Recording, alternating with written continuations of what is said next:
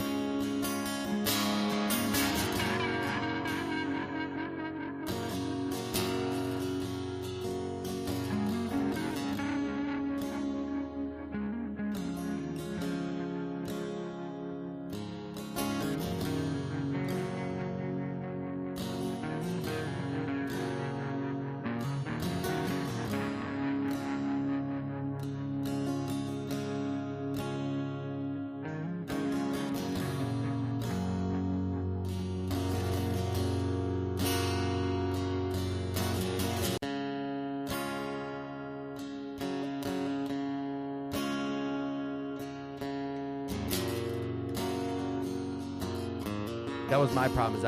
I was like, I'm gonna vape instead of smoke, and then I ended up vaping and smoking. And I'm like, well, during meetings I'll chew. Well, now I have a triple threat habit. Welcome back to the Attitude for Gratitude weekly podcast here at We'll Work for Recovery over at 2520 North 2nd Street, and we are back in the house here. As always, like, we're growing this show. We're just fine-tuning some things since we moved from 2218. Like, Eric's been really hands-on this last week, and we're just getting some things really moving forward, and we appreciate you guys' patience as always. Again, if you're struggling, come on down 2520 North 2nd Street, or stay tuned and listen to people sharing their stories. If something moves you or there's something that you would like some further information about, just post it in the comment section, and I'll make sure to get to it, or I'll try my best. I put my phone number on there. If you don't want your questions or comments made public, feel free to just direct message me. This is an interactive show.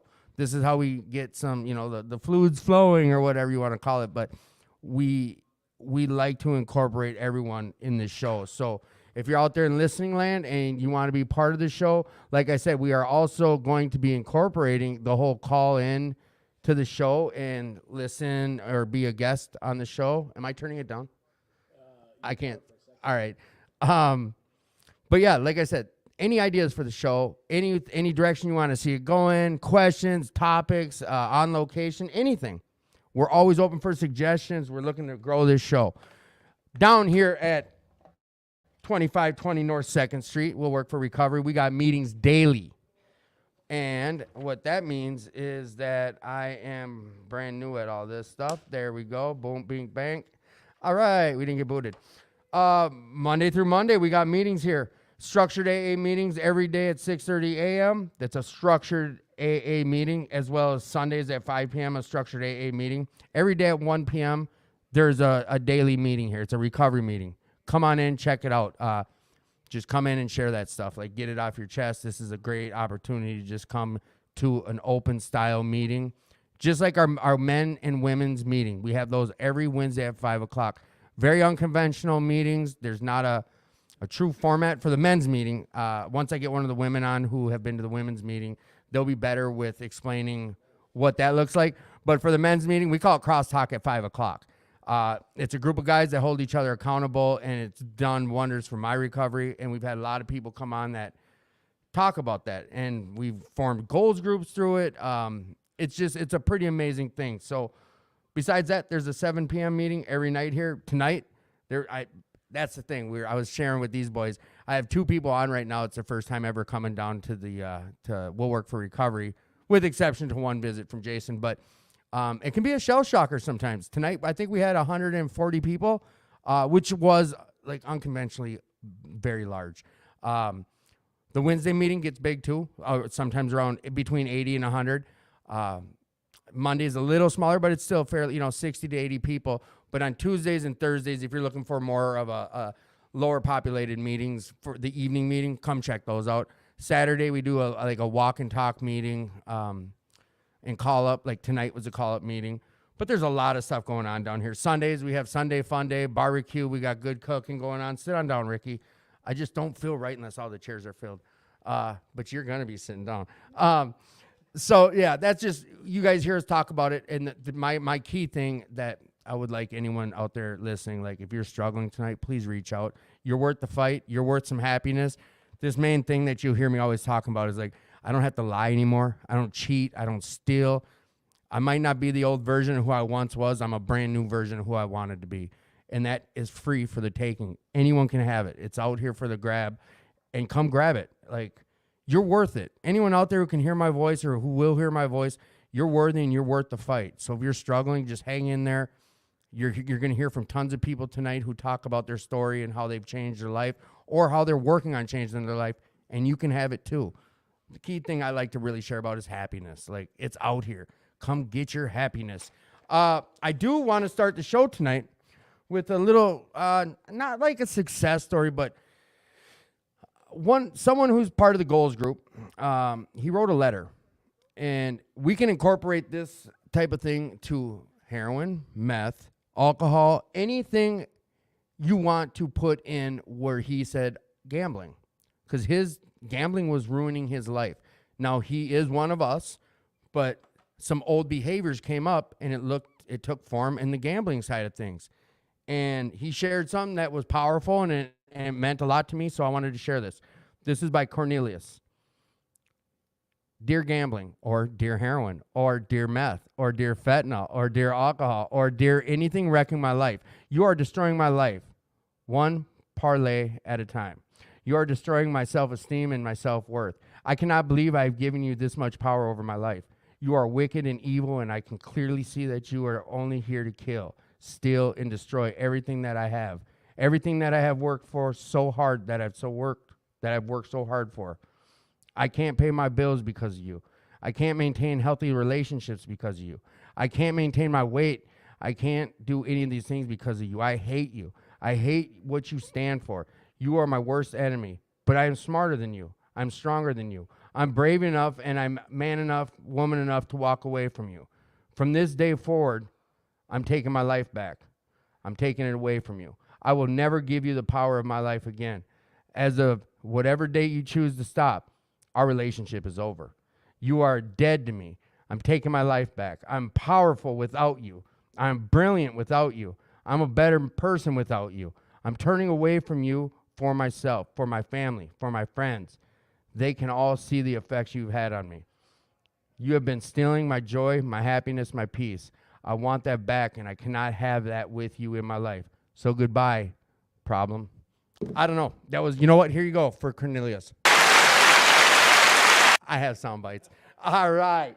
2520 North 2nd Street. Come on down. Check it out. We always have events going on, and I think this is the part in the show where we're going to get this thing kicking. Huh, boys? You ready? Oh, let's start. Who are you, young man? Well, you know what? Let's redo that.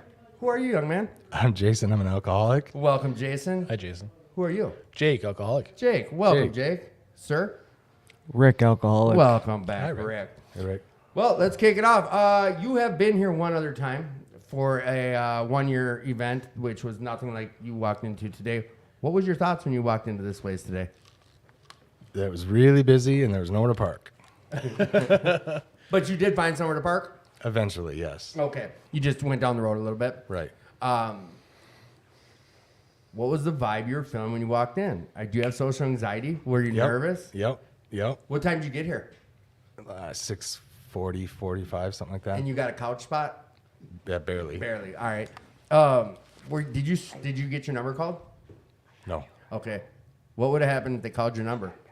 I was debating if I was going to say something or not. If I did say something, it wouldn't have been much. All right. Because Paul does encourage, and that's the main thing. Like, people write stuff, everyone, the key thing is, you have a voice and your voice is valid. We try to really get that point across here at We'll Work for Recovery. Because there are so many newcomers that come in here and just, they're never, that's real uncomfortable for a lot of people. Shit, it's uncomfortable for me, and I'm a big mouth. But, he'll encourage you to just stand up and say, I'm here today. Anything. We used to do this thing at the end of the meetings where you just say one word. It was someone would one week be like bacon. The next week, bacon and eggs. And before you know it, you're opening up, whatever. Your voice is valid. So that's what this podcast is about too. Coming on and sharing some stuff. How long have you been in recovery? Almost 4 years. What is your favorite thing about your journey? I have a social life now. What do you mean? Well, the last probably at least 2 years of drinking, I was a shut-in. I just spent my time at home. I was scared to get a DWI because of what I do for a living. So I would just buy a bottle of booze on the way home from work and go to town with that until I passed out. And that was just 2 straight years of that, whatever. It was Yep. quite a while. What made you walk into these rooms? I came with a friend, and then I started enjoying it, so I started coming on my own, and I got a sponsor at the beginning of this year, so I'm working the steps and enjoying it. I have a question about that. Now, I know both of these young men from New Hope, Alano. And anyone who comes on the show, if there's a meeting you like or you want to talk about, it's for you to share whatever. So is there something is there a meeting that you'd like to advertise or that has helped you a lot? And I'm not just saying the one we go to together, but if that's it, share about it. What's your meetings you go to, your favorite meetings? I go to a men's meeting on Tuesday and Thursday. Thursday's a big book study, and then I go to a mixed meeting on Saturday. All right. What would you tell someone who's struggling? It gets better. The And they say, promises well, do how? come true. How? Well, if you work the steps and work the program and just try. I mean, I know that's weird to say. No, but it's not. Now, here's the thing is I didn't have a pre-conversation with you guys, but I do ask some questions that to us might just seem common sense. Of course, dude, we have a lot of listeners that aren't in recovery. For a fact, I know we have a lot of people that check in that this is the closest they've been to recovery in their whole life, and they've been on the fence for years. So I might ask some questions that might just seem goofy to us, why just stop? Well, because life was shit. Tell us it's a no-brainer. But you get to also share about that other side when the light came on. So someone who's struggling, you tell them it'll get better. What were the biggest hurdles for you in your early recovery? Well, like I said, I drank at home, and every day I passed by the liquor store, and that was a bummer. I never really did the bar scene, so I could go eat at a bar, no problem. Go hang out at a bar, no problem. Get me by a liquor store, and it's I get it. No, I get it. So what eventually got you over that anxiety of driving by a bar? What was that tool? What was that main thing that helped you, Jason? It's gonna sound stupid, but anytime I had a craving or a trigger, I would say, that's not me. I don't do that anymore. Just to myself. Oh, yeah. Because I was a negative self-talker I still am, but I'm getting better. And so I did that. And, in the beginning, I would say that 50 times a day, an hour. But, now I don't even think I say it. Like the Serenity Prayer. Some people I've heard, I've said it 500 times a day. Whatever works for you, it's not stupid. What you may have just shared could help someone else. That's what I try to also let you guys know is nothing stupid. Your voice is valid. What you have to share is real valid.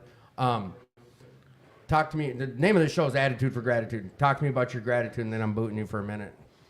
I'm just happy to have a social life. I got a bunch of friends in recovery. I got guys that I could call for anything, any day of the week, any time of day. Hell yeah. Jason, thank you. You said you were going to come. You showed up. Messaged me bro, it's busy in here. But you're here. I made sure you got your little soldier because we work for our recovery. We work for recovery.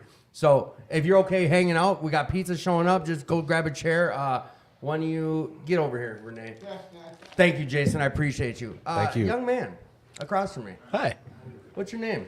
I'm Jake. I'm an alcoholic. How did you eventually hear? Well, how did you hear about Will Work for Recovery? Will Work is kind of talked about through a lot of the meetings and outer AA social groups that I'm around. So I've always heard the name. This is my first time actually coming down here and being here. What was that first impression when you walked in? Because you came in like you were here for the show, not so much the meeting, but you walked through a meeting with 100. What was that? What was the thought? You started sharing about it. Hold nothing back. What was Hold nothing back. Hold nothing back. Man, I walked through there and I just kind of looked around. I was being pretty judgmental, and I believe the book calls this contempt prior to investigation. Yes, sir. So I was contempt prior to investigation. I was like, I've definitely gotten high in like this kind of vibe many times. Right. I was like, oh, this is like somebody's garage, and I'm just waiting to like see the plumes of smoke and all the other stuff that comes from that. You're not the first to say that. A lot of people do share and say like, this was the trap house without the trapping.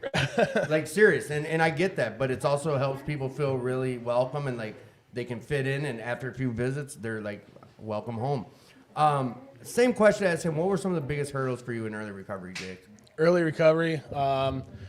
So this time around, like I came around and like some of the early, because I had a previous stint of sobriety and being in AA was, not knowing everything or trying not to act like I know everything and trying to be humble enough to be open to new experiences, new ideas, new thoughts.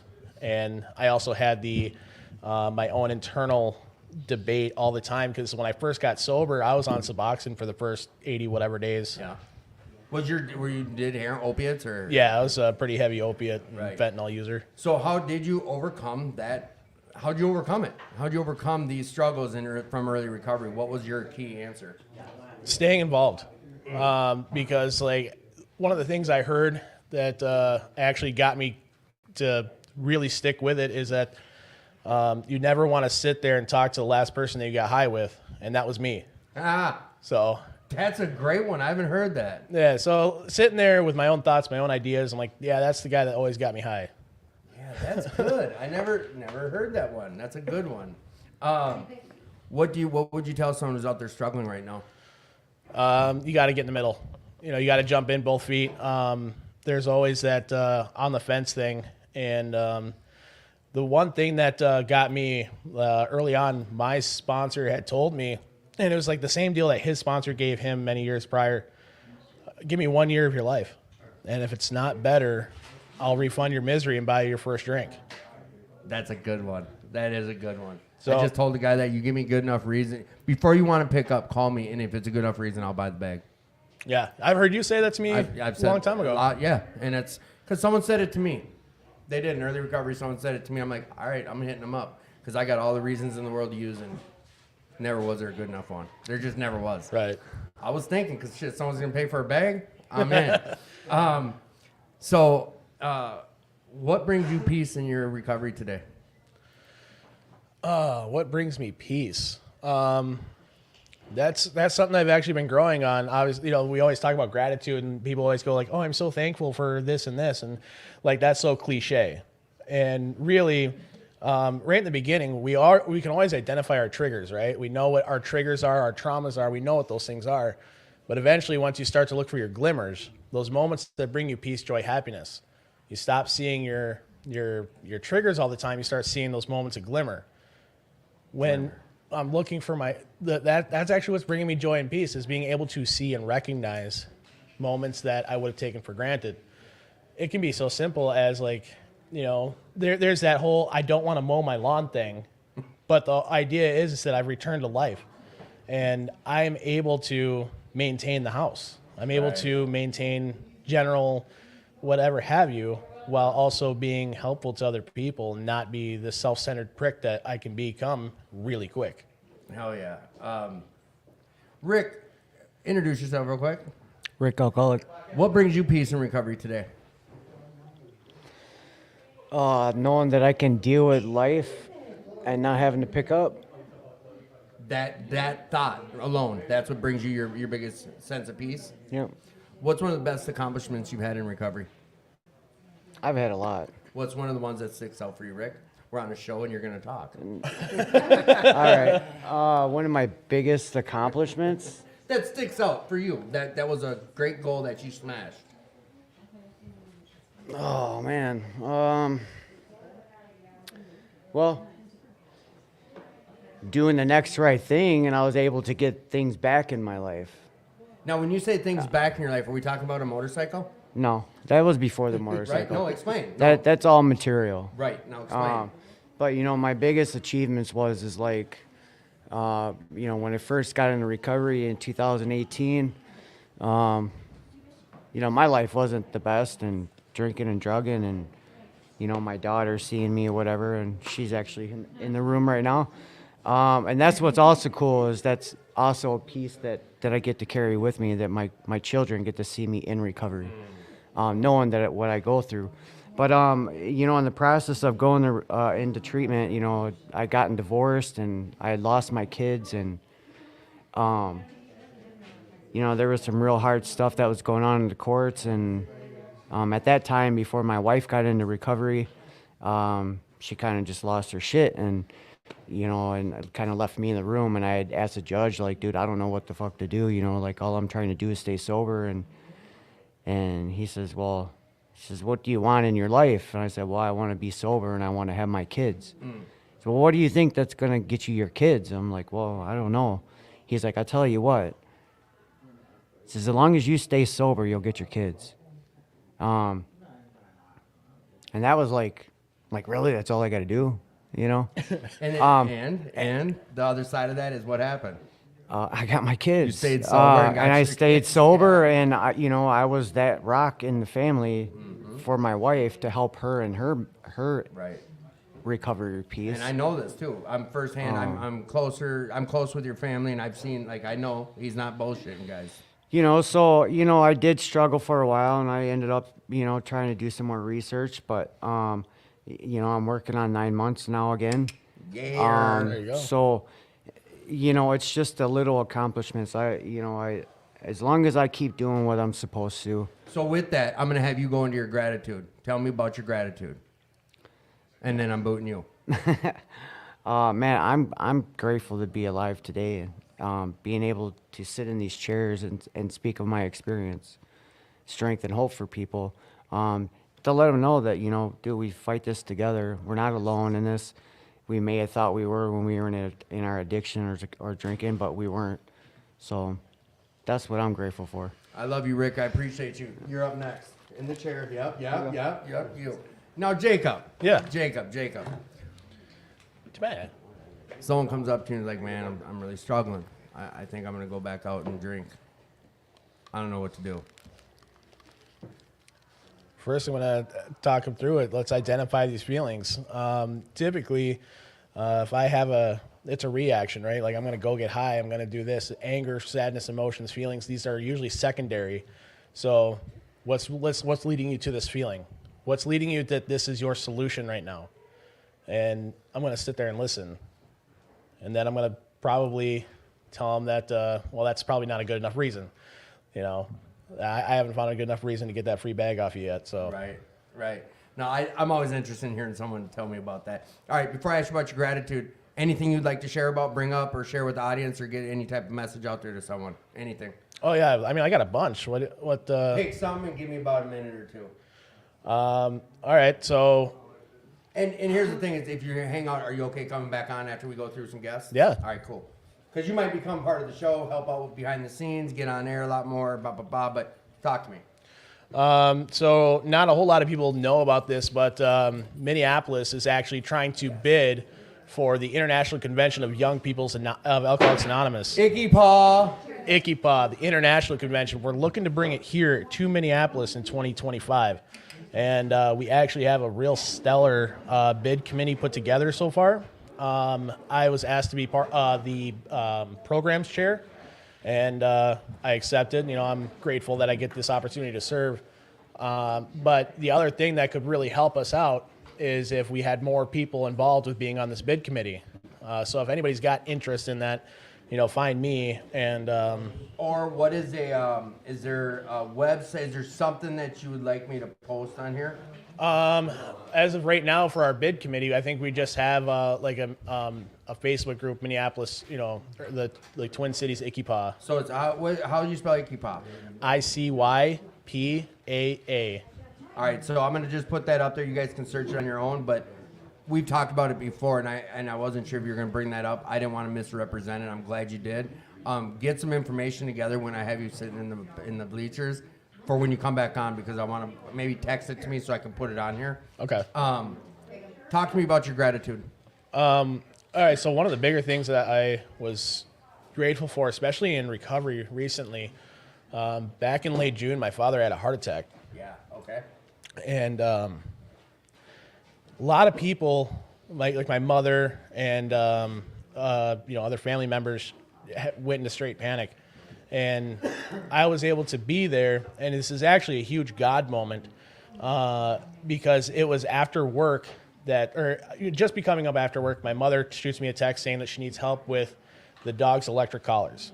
Okay. And so I swing in, and I stop at the house, and my dad don't look too good, and he's got the sweats going, and he's trying to take a deep breath, and he's trying to dismiss it like it's not a big deal. And I was like, let me just take you to urgent care just so we can make sure it's not a big deal. So I took him to urgent care, and they did an EKG or whatever that fancy thing is that they hook up. Some tests, and they said, we got to get you to the ER right now. And we brought him in, and they said you had a heart attack. They gave him, they laid him down to try to bring him back, and he had a massive heart attack in the ER room.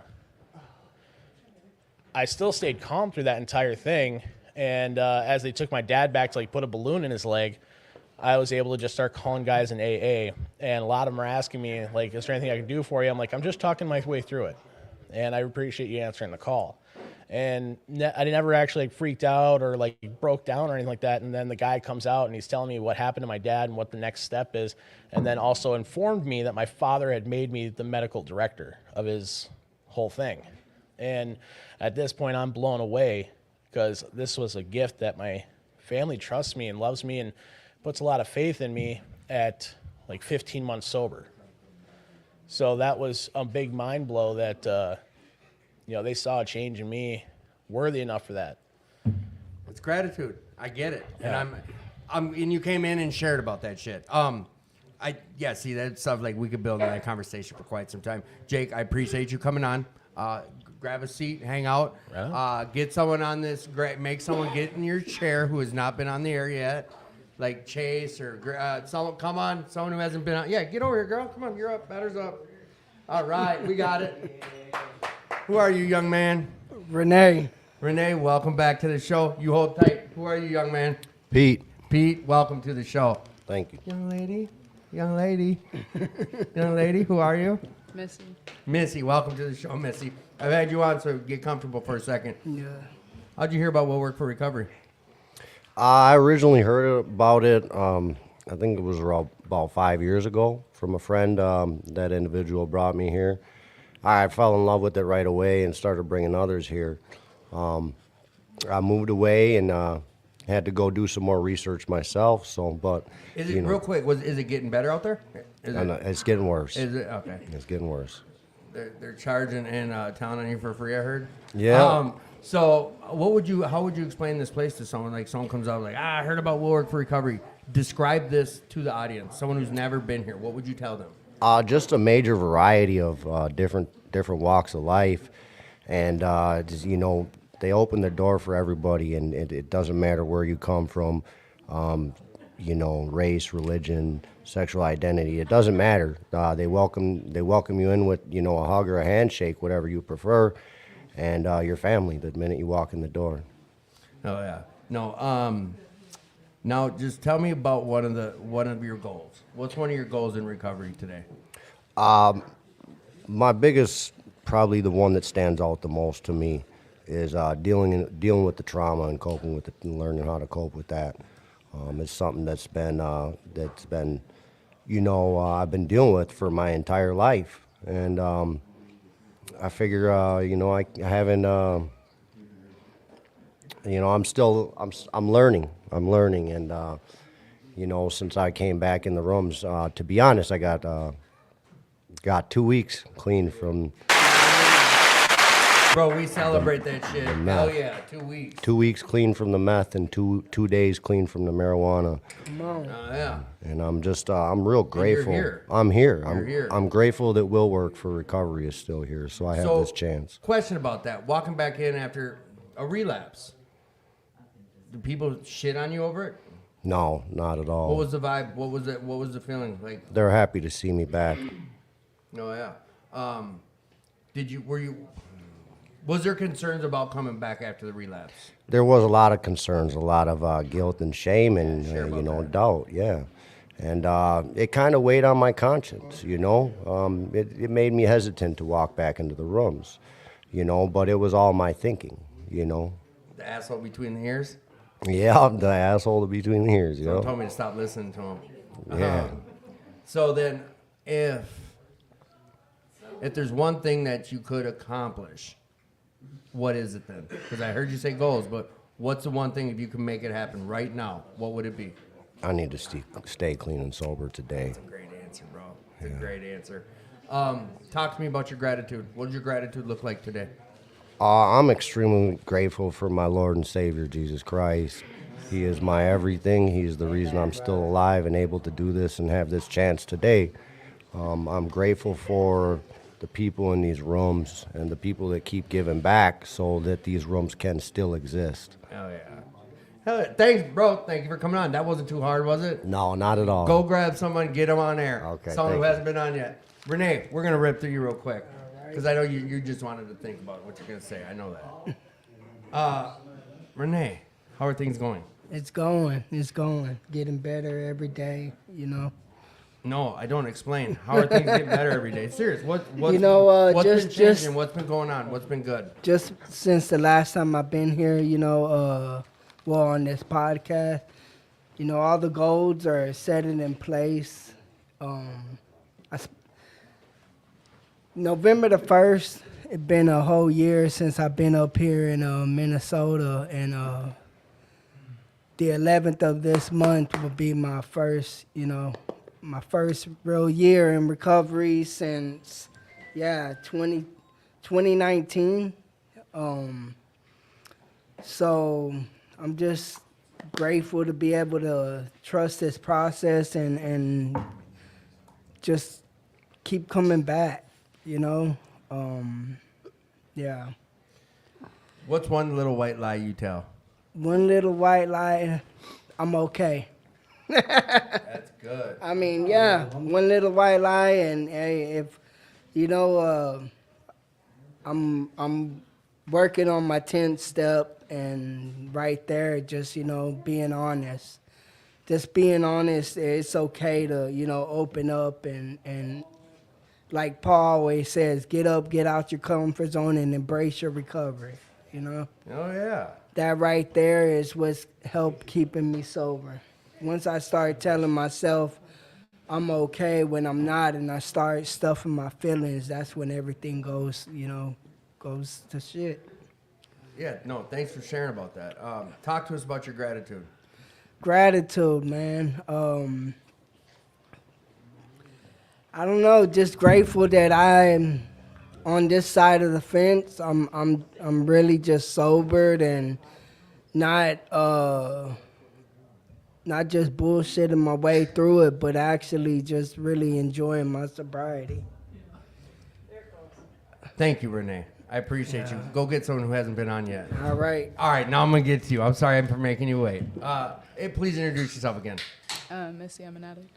Welcome, Missy. Hi, Missy. How did you hear about Will Work for Recovery? My mom brought me here several years ago. Oh, several years ago. Yeah. You've been coming here for since the other side, or? Yeah, that's the first time I came. I was a kid. I wasn't in recovery yet. And then about 3.5 years ago, I came in as an addict myself. What's your thought? How do you explain this place to someone else? How do you explain it to someone? Like, break it down.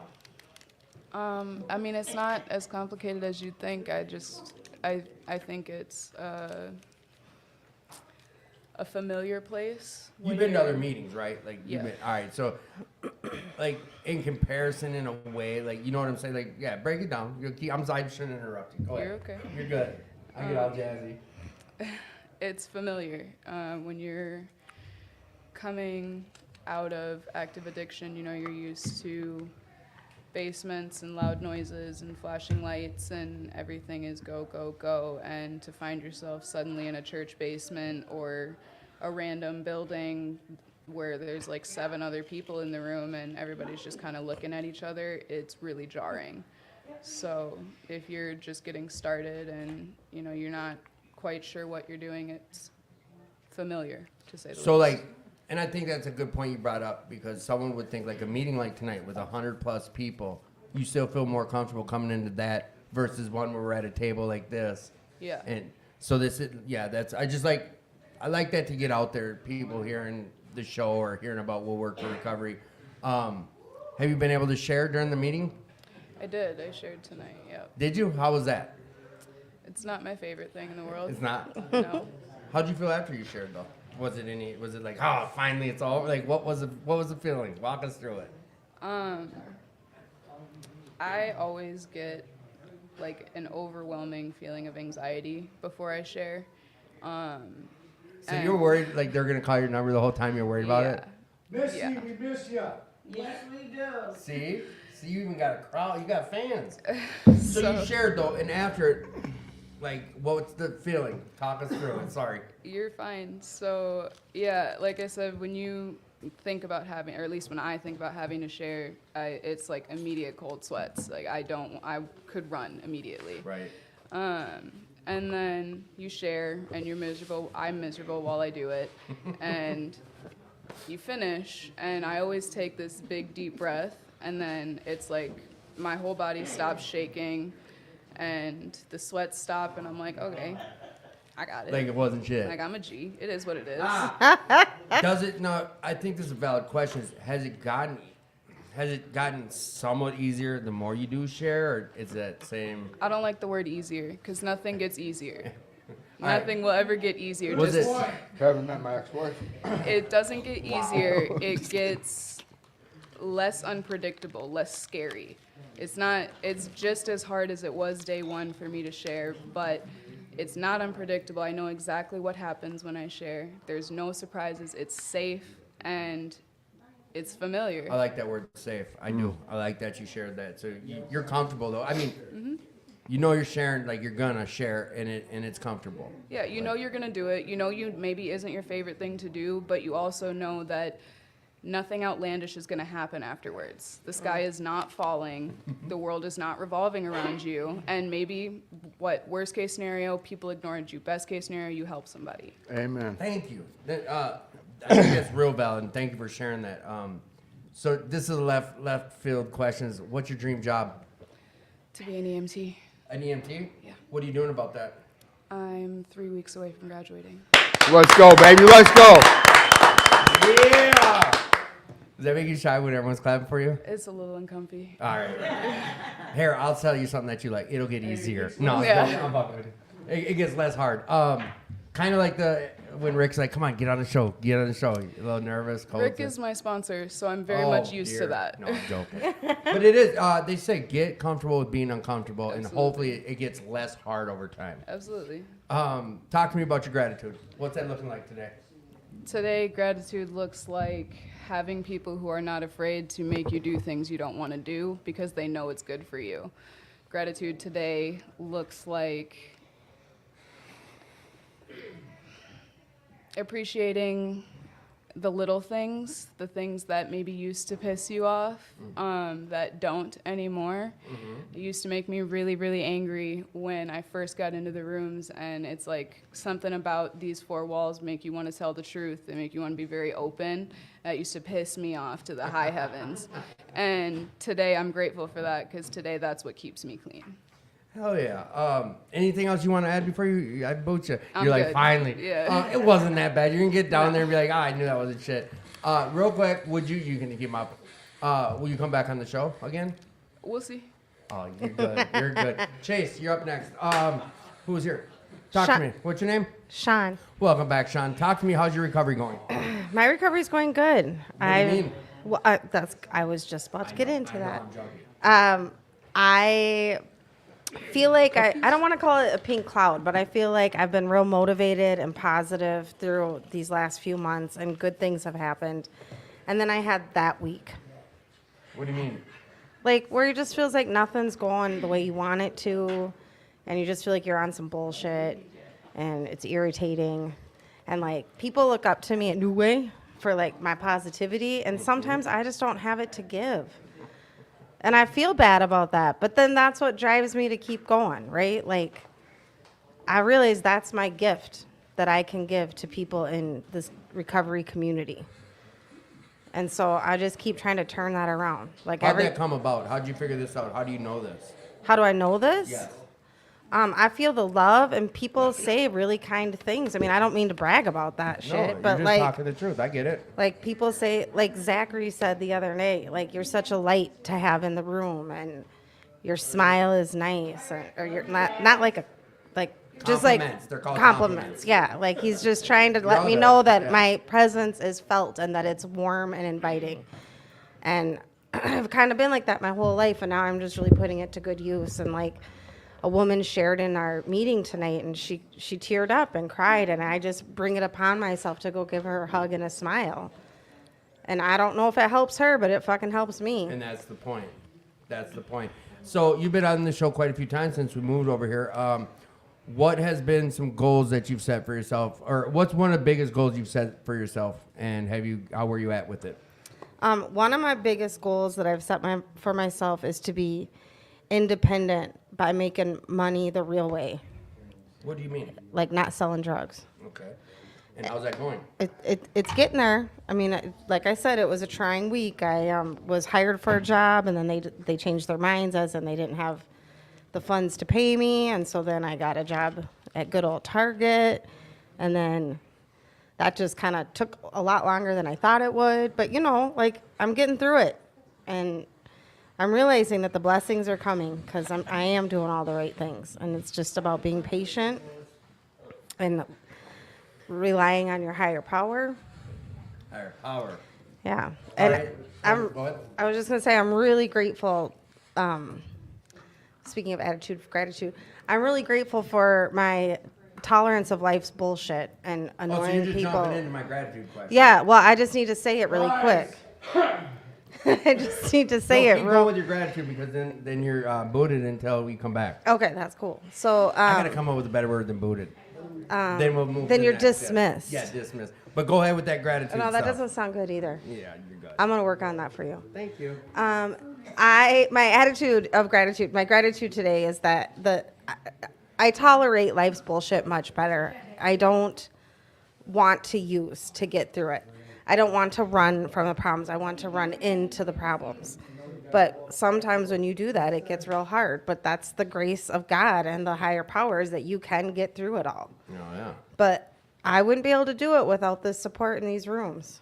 I know that for a fact. And this place in particular is really special. What? 2520 North 2nd Street. Yes, Will it Work for is. recovery. Yes, it is. And that's the other thing is I didn't bring it up really earlier, but this center doesn't like run on free money. So if you're able to come down and donate some time, come on down. If you're able to give financially, come give financially. If you have some donations, they take donations, food, clothing, jackets, winter's here. But yes, the center could definitely use your help. So anyone out there listening, if you want to come be part of it and you just can't show up in person, you can definitely show up in other ways, and we appreciate that. And I appreciate you coming on and being supporting of this show all the time. I really appreciate you. Batters up. Come on. Young men, you were down first. Who are you? My name is Dustin. I'm a drug addict. And who are you? I'm Chase. I'm a drug addict. Welcome to the show. I've had you on, I think maybe once, not sure. I've never had you on. Nope. How'd you hear about Will Work for Recovery? Dig. I don't know. I got out of boot camp, and some of the guys I got out of boot camp, they were coming down here. How many of those guys still come down here? None. Really? Yeah, bump this. Keep going. Get closer to your mic, though.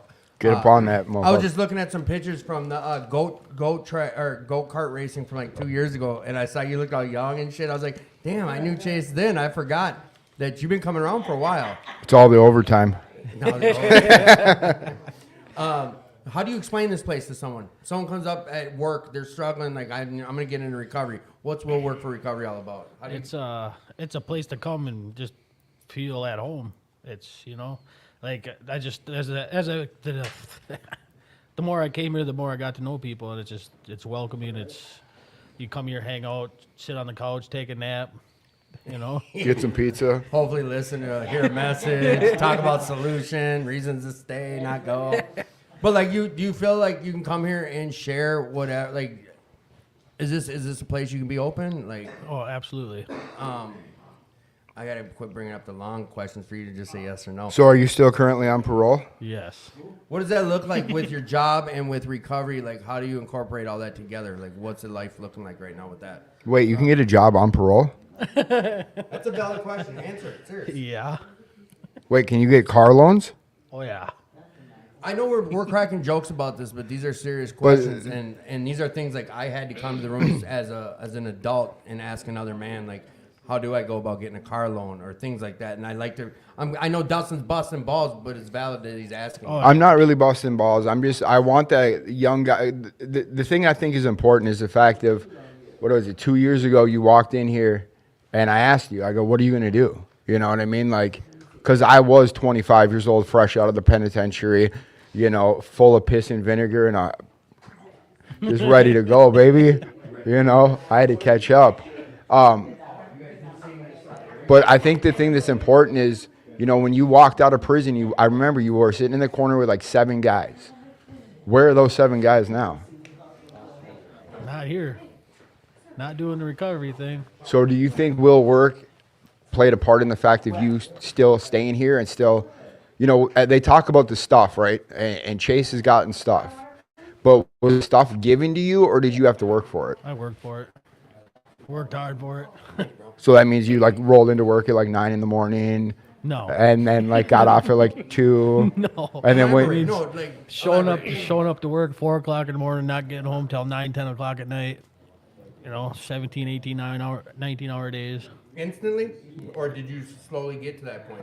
I mean, at first it wasn't like that crazy hours. It was more kind of mild. But once I got into a bigger company, that's what it's been.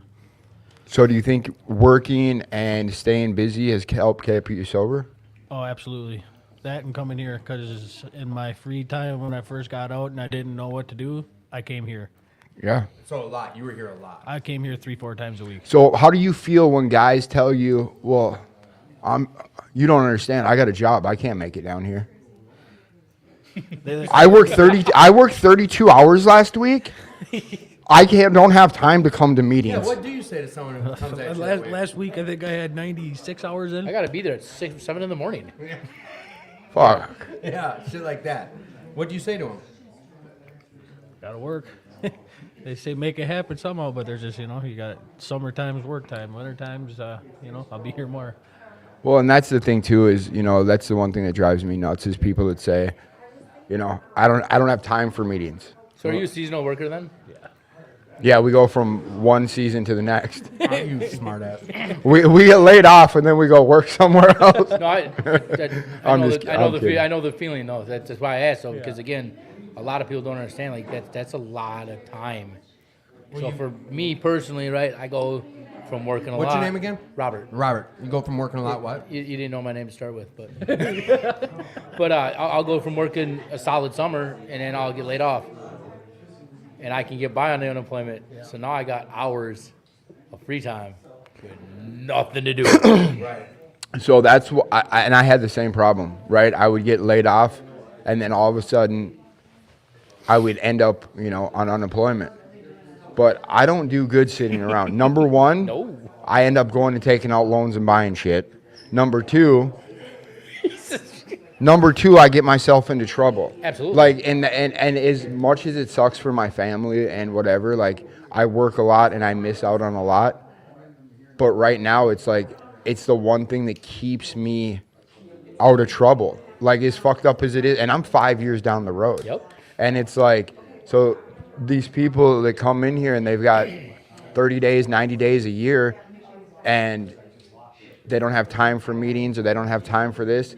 I don't know what to tell you because I found a way to get high every single day. Absolutely. I figured out a way to commit a felony Absolutely. every hour. You know what I mean? Like, I didn't wake up and not commit felonies. So it's like, I mean, I literally drugged my ass here from work. I went straight, and that was one thing. Like, I remember years ago, I wouldn't go to a meeting in work clothes. I had to go home. I had to get. You look around these rooms and you see the guys. They got their nicest Jordans on, and they got their blah blah blah. It's like, look, man, you're just putting up a representative who, look, man. 90% of my life, I am in work clothes. I smell like fucking diesel and piss. I don't know what to tell you. It's what it is. So I had a question come in from the audience, and we'll just go around. What does it mean to you when someone's like, yeah, life shows up? Oh boy. Okay, so I had a few years in me, right? My girlfriend, my kid's mother, just went to the hospital. Mm-hmm. She had what the doctors consider a heart attack, in and out on psychological holds, right? Luckily, I was laid off, so now I'm a single dad for a week. And like you just said something about, I don't know how to be an adult.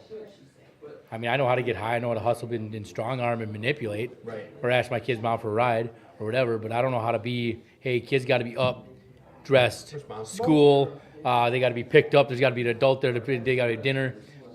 So taking all that for granted, I'm throwing in that for a week. Now, granted, she got out of the hold, whatever, and everything turned out okay, but that's what it is. Me, I was not only able to do it, willing to do it, and present. Right. Like, I can actually tell you where each kid needed to be, at what time, what they need. I couldn't tell you what they wore because I don't care. But, you know what I mean? But I could tell you where they all need to be dropped off, what school they go to, who needed to be notified, and whatnot.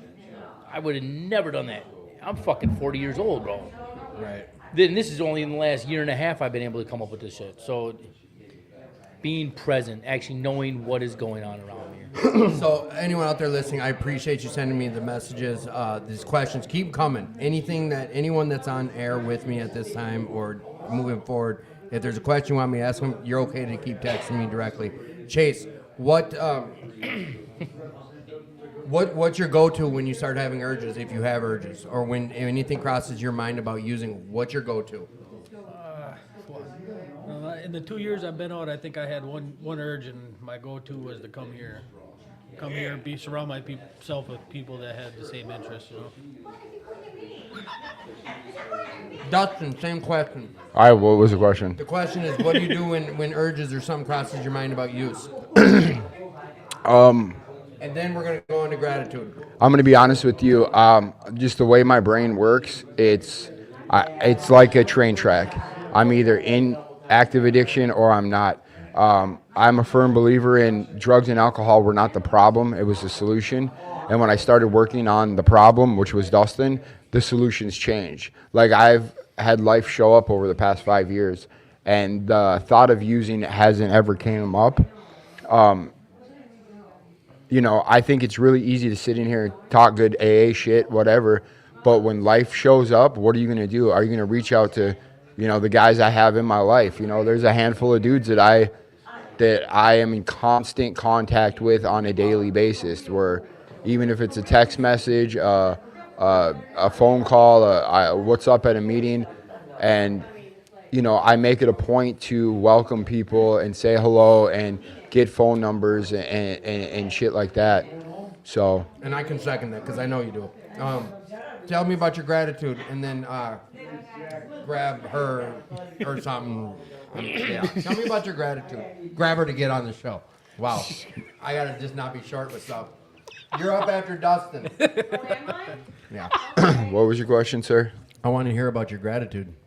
My gratitude speaks. When we care and when we share. I'm true. Like, you're in my men's group, so it's like the foundation, the building block of my life, of my recovery is gratitude.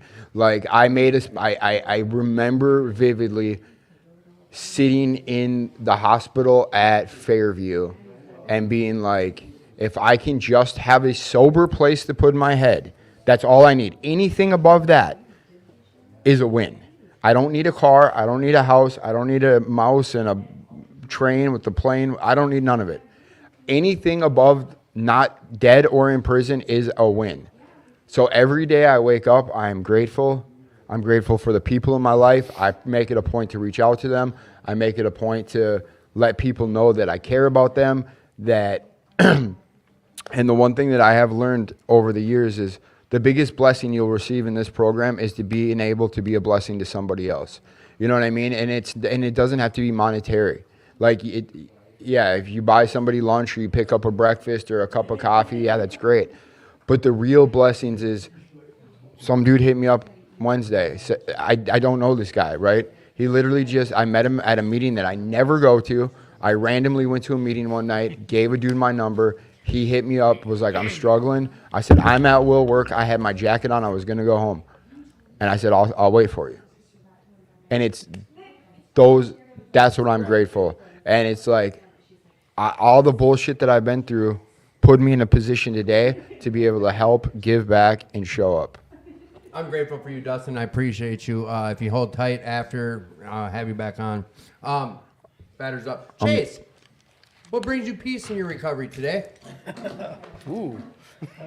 And I don't think we can ride anymore right now, so. What brings you peace, man? Be honest. If it's dirty, it's dirty. Where'd she go? She's in masturbation last week. I was like, whoa. Hell yeah. She did. And she repeated it. I was like, say that again. And she did. Like, I blacked out. What happened? No, Exactly. I don't know. I just walked up to What brings me not peace? things happening. A day off, relaxing in my bed. so, you know what? That could be, I guess that could be kind of oh, bro, you're up after Chase. I forgot. Yeah, you're up after that's Chase. you. Yeah. Does he want? No. And that's something that we could dig into, but like, is that some people call that isolating? Everyone's isolation looks different, but everyone's self-care looks different too. For you to have a day off and just veg out at a TV, like, is that for you? Is that self-care? I mean, to be honest, I don't even on my day off, I don't do it, but it's nice to when I do. Yeah. But He said, I don't even do it, but it's nice to. I guess more peace for me would be, it's like as soon as I get off work and I got a day off, I'm up north riding 4-wheeler, mud bogging, that's just Outdoorsy it's shit. my happy place, That's what's up, dude. That's what's up. I'm off over here on a 4-wheeler. So last thing is, what do you tell to someone out there struggling? Keep trying, it'll come. If I got it, you'll get it. Hey, we always hear people say, like, dude, if I could do it, you could do it. But tell me about your gratitude, and then you can be gone. Get down, man. What are you grateful for? Definitely grateful. Coming out of prison, I didn't know what I was coming into. I didn't know exactly where I was going.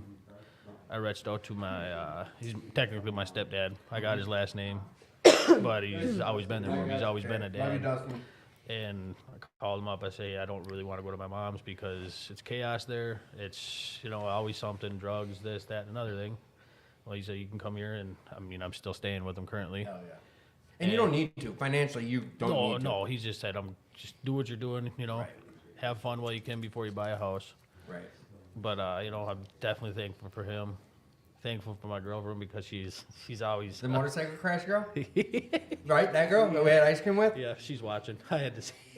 What's up, girl? I hope you recovered all good. I know she did, but I didn't mean to say like you can't. You can drive. It was Chase's fault, I think, right? I don't know. It's just say it was. Makes me look like a better guy. You can drive really well. Curb rider. Why ain't she in here with us? Get in here next Friday. Came straight from work. Yeah, well, meet us here next Friday at 8 o'clock, 2520 North 2nd Street podcast. Well, what?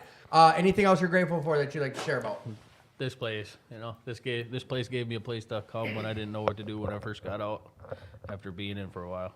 Hell yeah. And do burnouts. Yes, buddy. One of the baddest burnouts I've seen came from this young man on the air. And the only dude I've seen ever jump a gas tank filler spot or in Stillwater on a not type of bike you jump. Chase, I love you. Thank you for coming on. Will you come back on the show? Absolutely. All right. Batters up, brother. Robert. Yes, sir. What brings you peace in your recovery today? The chaos of my children. Really? Yeah. Explain. The chaos of my children. So, I was one of them slow learners, right? Slow learner, fast forgetter? No, so like Dustin said, I never wanted to get high at all, right? But I want to go steal cars and commit crimes and do all the lifestyle, right? Yep. So, it took me almost 3 years, right? To finally get okay with being that guy that just goes home after work, right? Right. But then when I left that chaos of the lifestyle alone, right? I got 3 kids, 2 9-year-old twins and a 10-year-old, right? So like, and they Irish twins and twins? yes. So they're Wow. all 14 months apart. They're Wow. They're not quite Irish. They're 14 months apart. All right. Well, Yeah, exactly. Okay. So they're a lot. And Yeah, dude. so when I start to like, she's like, stop avoiding home and chasing this high that I'm getting somewhere else, right? Yeah. And actually spend the time with my kids. It's great, dude. Like, Brings a peace. I a mean, calm? it is. It's they'll go to their grandparents for the weekend, and I come home and I don't know what to do. I'll walk around the house and I'm like, It's quiet. babe, I guess I'm going to a meeting. She's like, what? I gotta go. I can't even be in the house because it's so quiet. That's crazy. And we lived in such chaos before. I love it. It's what I know. Right. It's how I know what's going on in the environment. Because once it gets quiet, then things you never know what's happening. Is it a deal where then when it's quiet, it's like now I'm stuck with just me? Is it one of those things or? It's not. I think there was to start with. Mm-hmm. I think that's why I continue to try to chase that lifestyle to stay away from me. Because if I fix you, help that person, this person, everyone else, I ain't got to fix me. Right. But now it's just that it just replaced it. It's something I get so much more enjoyment out of watching. Like, dude, my kids will come up with some of the craziest stuff to tell me. And they'll talk to me and I'll be like, man, this is like, but like, so my son is 9, but he'll tell me things that most grown adults can't grasp, right? So there's a commercial on 93X for Veltrexa, I think it is. Yep. Okay, you're supposed to help you stop drinking. Brand new. No, that's not Veltrex. Veltrex is a herpes medicine. Which one's the one for not you're supposed to try drinking or something?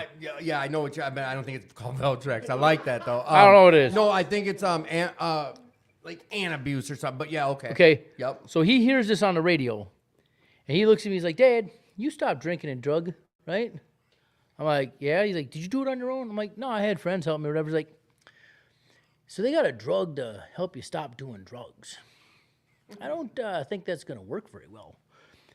There's a 9-year-old, but there's a 9-year-old that's like, "Darren, you It makes sense. Like, so you're telling that yeah, I see what you're saying too. With kids, that's crazy. Dad, that makes no sense. They're telling you got to be on drugs to get off drugs. And he literally just said at the end of this, he's gonna be like, I don't think that's gonna work too good. And then he's on to whatever it is, he's on to his next thing. It's like, oh. That's your 9-year-old? That's my 9-year-old. That's awesome. So, Robert, talk to me about your gratitude, man. I lied. How'd you hear about Will Work for Recovery?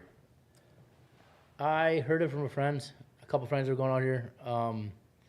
Bigger meetings. I'd drop them off here. I'd go to CMA down in town and whatnot. So I decided to check it out. So, was tonight your first time? I was here Wednesday. Okay, what was that thought when you first walked in? I liked it. It's a very, the best way to describe it would be a non-denominational safe place. Like, it really is. It very open, very welcoming. I really enjoyed the part at the beginning of the meeting here Wednesday was I showed up late today, I'll admit it. Was anyone needed a ride, right? Take us through that, because we never talked about it in air, but what do you mean? Does anyone need a ride? So the first 10 minutes into the meeting, it was announced if anybody needs a ride home. Anyone that needed a ride home said, yes, they need a ride home. And every time that someone said they needed a ride home, there was at least 4 or 5 people that said, where are you going? Instantly, to make sure they had a ride home.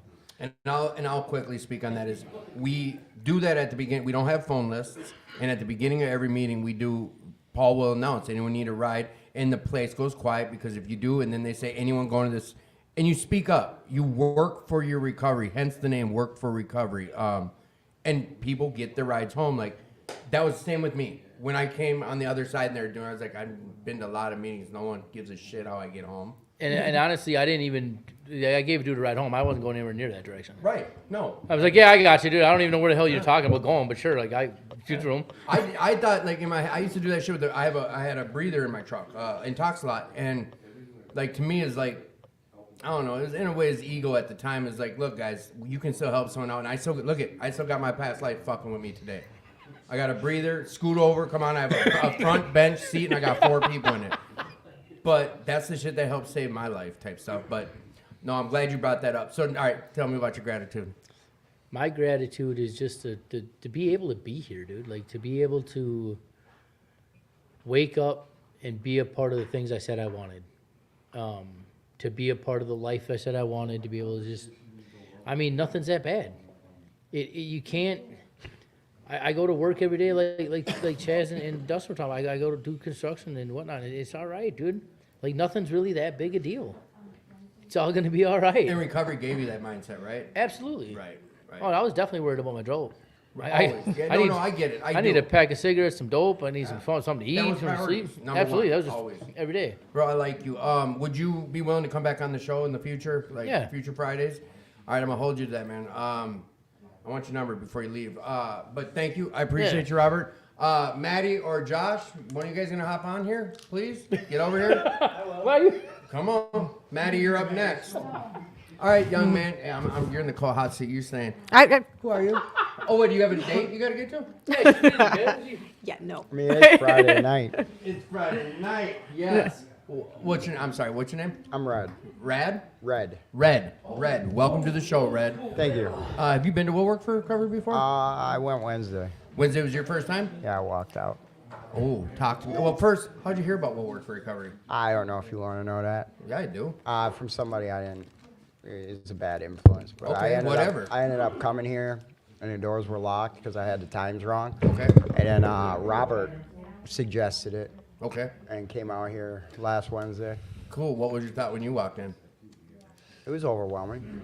I've had people talk about they had to leave, that social anxiety got to them. Yeah, it's a lot of these meetings. So I have ADD, and I can't medicate it. Yeah, So when people start firing off left and right, I get a little bit overwhelmed.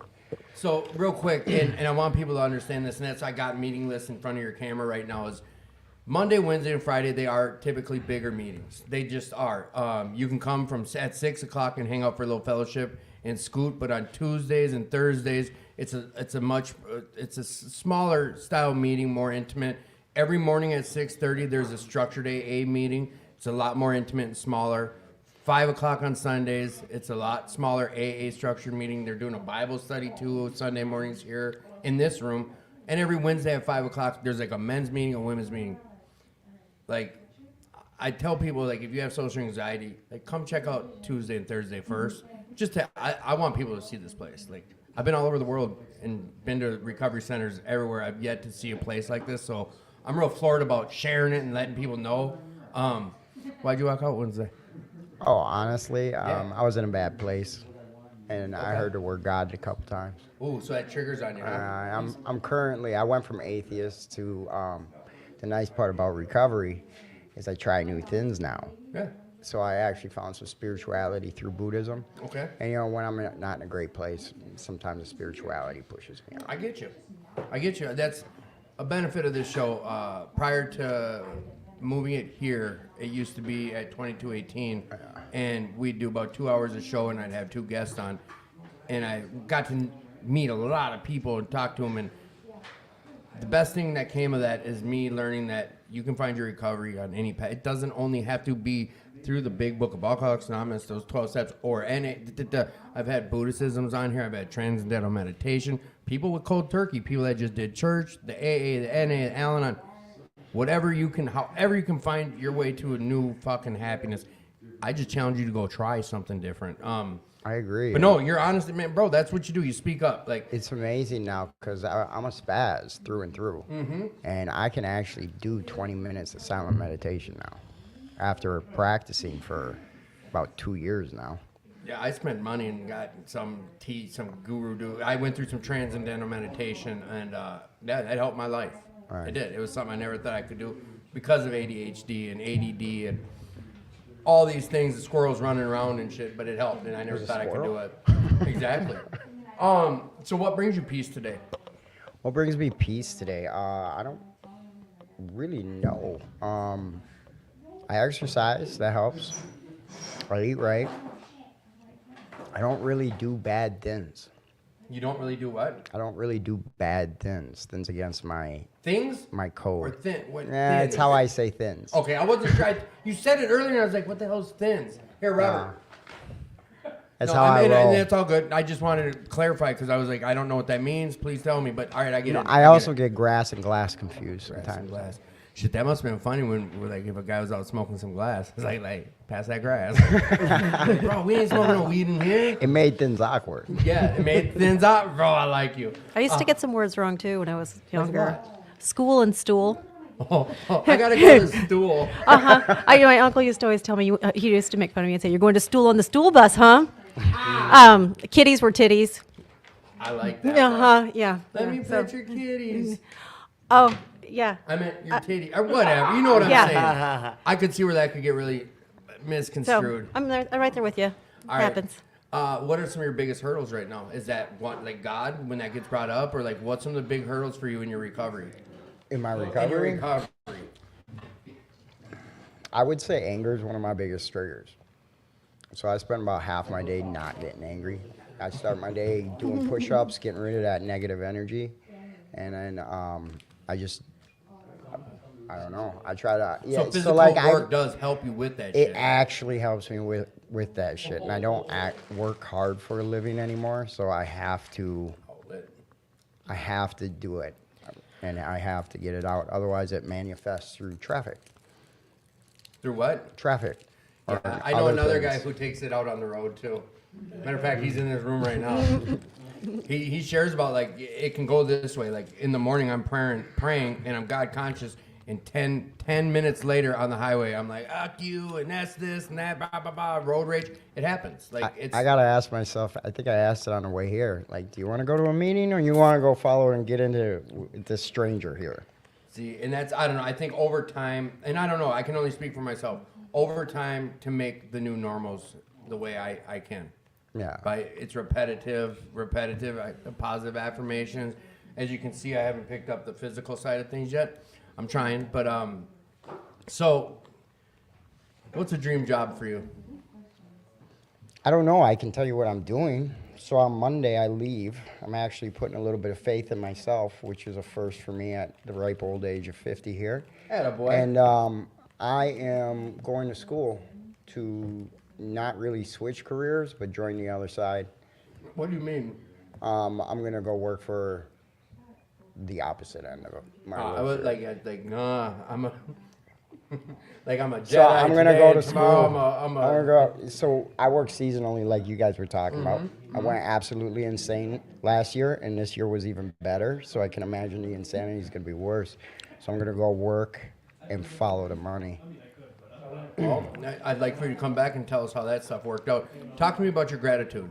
My gratitude is key. So my gratitude is one of the reasons why I'm sober. I actually kept a gratitude journal for my first year and a half, and I constantly go back to it if I ain't living right? Mm-hmm. Because at the end of the day, if I'm not being kind to my fellow humans, Mm-hmm. animals, whatever, right? I'm not grateful for the wonderful life that I've always had and have rarely ever seen it. Besides coming here, what's another meeting that you like? Is there another meeting that you enjoy going to that you want to share about? I do Dharma recovery. What is that? It's a Buddhist-based principle. Okay. Is there a place you go or that you can talk about or tell us, like, if anyone else is interested in that, how to find it? I think you can go to dharmarecovery.com. Otherwise, I go to the Shambhala, I believe it's center. Okay. Right down the road from here. It's off Grand. I don't know the address though. If anyone's interested in that and wants to know more, just reach out to me and I'll get a hold of you through Robert or whatever. Would you come back on the show? Sure.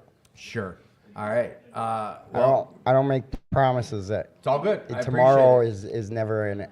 We stay present. Worry about Right. now. I appreciate you coming on the air and sharing some stuff. Looking forward to you coming back. All right, batters up. One of you guys. Come on, batters up, brother. Oh, you know what? Who are you, sir? My name is Josh. We're just leaving me What's here. that, brother? I haven't even heard Jen. I know. I'm doing this on purpose. Best for last. I think he These wants my to. camera goodies. I don't know. There you Good rating, bro. go. Who are you, sir? I'm Dale. Dale? Yeah. Welcome to the show. Thank you. Who are you? I'm Josh. Oh, yeah, yeah. Josh, welcome to the show. Oh, that's coming out. All right. Who are you, ma'am? Ma'am? Who am I? Who are you? I'm Jennifer. Jennifer. All right. Now we're going to do something where we're interacting, all three of us. All Okay. four. Let me do my math again. 1, 2, 3. There's 4 of us. Mm-hmm. All right. So we're going to do this. We're going to go around and say, what brings you peace? What brings me peace? What brings you peace? My cat. Your cat. What brings you peace? Knowing God better. Josh, what brings you peace? Knowing that no matter what I do, no matter how far in the wrong direction I go, that I can always turn it back around and go somewhere else. That's a good one. I like all their deep answers, and mine's my cat. No, that's pretty deep too. Well, Yeah, what do you like most about yourself? You know, I don't give that much thought, but I can say my transformation. Like I did a lot of work, I did a lot of thinking while I was in prison, and I come up more peaceful, and more giving, more understanding. I guess, so there's the answer. I have better understanding. That is a really big deal, especially with, you know, the environment out on the streets. Right. You It's know, a night and day difference, bro. Yeah, we so, know that. Well, and then even from being on the inside out here, Yeah. just the transformations and the differences, and to get to. I'm learning to use different words, and to get to be on this side of the fence type of a situation, and to get to figure out how to live that way, a different way. Yeah. So, how long have you been in recovery? Well, I got out of prison a year ago. Hey, weekends and jail time count, bro. You know that. But so I'm at 3 years right now, a little over 3 We years. do this on the show. How'd you hear about Will Work? I was sober house manager about a year ago, and I ended up going to a barbecue and met a few people, and I thought, well, this was really cool, man. So, all right, I'll go. I was really I didn't want to go to another meeting after treatment, and but like it's kind of like home. This place, That's anyway. my next question. Like, tell us about your experience when you first walked in here. Well, it reminds me a lot of the clubhouse. You know what I mean? I get it. And then I'm looking around at all the cool stuff, and I'm like, well, this is exactly like my house. So I fit right in. I put my feet up, and here we are. And it does. A lot of people that they think it's real busy and stuff, but for a guy like me, like that's what it was. It's like walking to home. It's walking into a comfortable spot. Yeah. I grew up a kind of way, you know, where Wednesday nights are really a thing. But this is a really cool spot. It's really chill. You just be yourself. Dude, this is my new church. Yeah, you know what I'm saying? Yeah, I know exactly This what. is my new clubhouse. I'm trying not to say it. No, like, without saying specific things, but Paul broke it when we were out of town. Like, this is my new colors. Yeah, yep. Recovery. Yep. AA. It's like this is my new Yeah. set. This is where I do church. These are my brother. It's a weird mindset, but until he kind of broke it down when we were in Arkansas, he said something, and it just like a 10-hour ride home. I'm like, we're some crazy dumb motherfuckers around here, just like the old life. We're just not doing a lot of the law breaking like I was doing before. But this is where I come to. And my brothers are here. I'm comfortable. Yeah, it's I get exactly it. Like, it's exactly that. Yeah. So I've been involved. I guess the first time I went to treatment, I think I was 13 or 14. I'm 56 now, so about 40 years with the DOC and mandatory AA, and those places were great, and I got a lot of tools from it, but it was really dry. Right. You know what I mean? Right, Really, I know.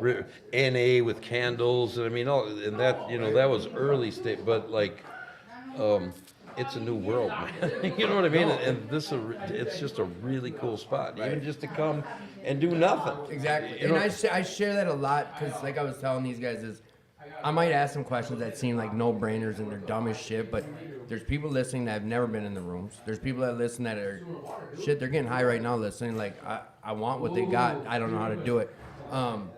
But I've been to meetings all over the world. I have. Like, not a lot out of the country, but enough. And all over the country, tons. I haven't been to a place like this yet. No, yeah, And that's what I'm this saying. is 10 minutes from home. Yeah, yeah, 5 minutes. It's just, Place is you definitely know, one of a kind. It is, definitely. And it was Paul and Carolyn's vision, and it's like, I'm grateful for that type of stuff. Like, that's where when I talk about my gratitude is, these are the rooms that I met a new brother who had a vision like this that now I can find an enjoyable new way of life. Like, it's enjoyable. It's not the dull basement of a church. And some of that shit works for people. This just really works for me. What would you explain? How would you explain this to someone come up to you out of the blue? Hey, what is that Will Work for a Recovery place like? How would you break it down to them? I guess, first off, the first word that comes to my mind is a comfortable spot to just relax. I know a lot of people come with like mandates or whatever, and they have to be here. But this ain't the place for that. Everybody just seems to fit right in, and man, I met so many cool people. Like, there's a lot of love. I mean, like real love. You know what I mean? For male or female, or it don't matter, right? It's just simply love. And that's, you know, after 40 years of messing stuff up my whole life, I don't have a lot of love, right? I get it. Except for here, right? You know. And I think that's the benefit. We were talking about this with some other situations. It's like this is one of the things, especially when you're getting out, like when you're getting out. This is a place you can come walk into and you're welcomed. Yeah. If you're here to get some recovery, you're welcome in here. Or to go hang out, find a spot to just, you know, everyone's voice is valid here. Yeah. Everyone can come here and have a voice. And if you just want to come watch, you can do that too. I do that often. Yeah. I mean, you know what I'm saying? And that's, I think, real welcoming too about this place. So the thing that is really cool, the meetings are really just kind of free flowing. You know what I mean? They're really comfortable, beanbag chair, kick back or whatever. But for me, you know, with a lot of clinical type stuff, I get a lot of nuggets from here. One of the most important things that I learned from here, and at my age, like I've learned a lot, right? But Paul said the simplest thing: do the next right thing. Well, I had to think about what that meant, right? And it's weird with that nugget, right? I can find the next right thing all day long, whether it's carrying somebody's groceries or picking up a piece of trash, or so that little nugget, man, keeps me moving forward. Do the next right thing. And it's the simplest thing, but it's the biggest thing I hold on to. I've been coming down here for about a year. And there's other stuff, but that really keeps me going forward, right? Because now I'm looking for stuff to do, and it just keeps coming. And the more I do for people, the more good things happen to me. It's really crazy. I'm really grateful for my new understanding of how it works. Yeah. You know what I mean? You dipped into like one of my final questions, but I'm going to hold you tight there. You come back? All right, good, because my question to you is, where did you just go? I just had it. I don't know. You stole it, didn't you? I did. Yeah, you did. Oh, what motivates you the most? What motivates me the most? Yeah, what motivates you most? And if you say kitty, you can't use your kitties. Standard answer. That's all you're going to get out of me tonight. My cat. Why is you saying kitty, not titty anymore? We're gonna, my listeners are smart, but I mean, I'm not. So. What motivates me the most? My son. My relationship with my son. I'm motivated to stay the course because I don't want to be destructive in everyone's life anymore. I was a tornado through the lives of so many people that loved me, and I didn't realize how many people actually gave a shit about me until I got sober, and then it's like you cared? Oh, you really cared too? Like what? Yeah. And then you meet people who start caring about you too. Yeah. The connections we make. Yeah. Josh, what do you like most about yourself? My resilience. Get close on that mic, boy. My resilience, intuition, and ambition. Resilience, ambition, and intuition? Yes. Tell me about intuition. What do you mean? Well, I have a we all have it, but some people can suppress it by ignoring it or doing the exact opposite of what it's telling you to do. But it's like a little voice. And some people call it a gut, some people call it a sixth sense. I like to call it intuition or Holy Spirit. But it is like a little voice that is telling me what I need to know, and it oftentimes does not align with what I want. And when I don't listen to it, things go wrong, and when I listen to it, things go right. That was in-depth enough for me. What's your favorite thing since being in recovery to do? Me? Yes. My favorite thing to do since being in recovery. I don't know. Over the summer, I did a lot of hiking, solo hiking. Solo hiking? Yeah. Yeah. Just like up the hill around the corner, or what do you mean? No, like I bought a state park pass, I bought a pair of hiking boots, I bought a good backpack, and I spent time mapping out hikes and pushing myself and doing, 7-8 mile hikes by myself, and just pushing myself and being out in nature. And I decided this summer that I wasn't going to wait till be picked to go out and do something and sit at home and wallow in my own pity. So I just decided to go do it. And so that's been something recently I always had the ambitions to do those things, just not always the follow through. And now you get to follow through on stuff. Now I get to follow through. So here's something way out of left field. Is there life on other planets? Is there life on other planets? Yeah. What do you think? Is there? Possibly. I don't know if this didn't keep anyone sober or not, but hey. Possibly. I don't know. I don't think about it much. Well, okay. Do you believe there's life on other planets? Of course there is. Everybody knows that. What kind of except life? for her. What kind of life? Except for her. Like, I don't know. I don't think about the life You on other guys think planets. we went to the moon? Well, I think there's a feline planet. A feline? What was that? The robots I saw a show on Netflix with little at the end. They're all those just cats hopping around. Yeah. They're stuck there. They don't got See, no we were thumbs. back about the cats again. I would See, he brought up the cat. I hate to bring it back here, but I just have to. I would challenge everybody to go on Google and check out all of the photos of the moon landing. And it's very interesting that there's not a single star in any picture. Not one. Who had the camera? Not one. Who put the camera there? Who held the Who put the camera there when they got off? Like, who had the camera placed perfectly right there? They did. They did? In the studio? Yeah, there's no footprints now, but there's a camera shot. All right, let's see here. We're going to run through gratitude with the three of you, and I'm getting, you two are up next. Both of you two are coming on next, and then Maddie. So let's do gratitude. Run it. Talk to me about your gratitude.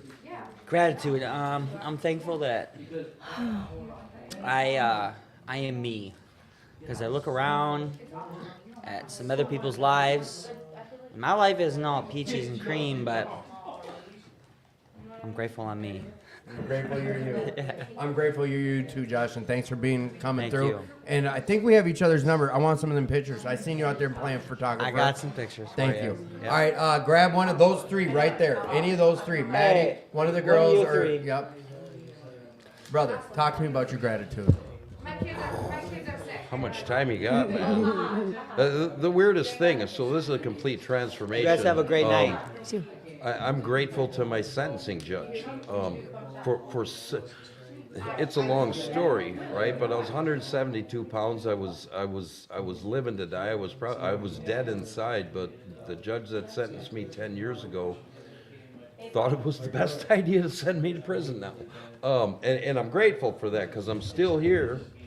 And at my age, with 40 years of the mandated stuff, to be able to take that period of time, put it together, figure out that a lot of the shit I did was unnecessary. A lot of the pain, the suffering, everything, like I caused that, right? So God put me in a position to come here to this place, and I get to meet people who are younger than me and guide them and help them into something different. Maybe not better, but at least different. And I'm grateful to be able to help younger people, I guess, so that they don't have to do the unnecessary shit that I did. Well, my main question too is I like hearing about gratitude, but will you come back on the show? Will you come to another Friday night meeting and come back on the podcast? Yeah. I appreciate you, my guy. I really do. It's nice to meet you, Dale. You too. Dale. Yes, sir. Thank you, brother, for coming on. Yeah, I'm out. All right. It's Thank past you. my bedtime. Welcome to the club. Dale, it's good Oh, seeing your you. kids How are are good. you? How are you? Good. Nice to see you, too. Today I do. You up? Come on. I won't even ask you much. I just need this seat Bye, filled. everyone. Bye, Paul. I'll see you Wednesday. Oh, we're grilling them. No.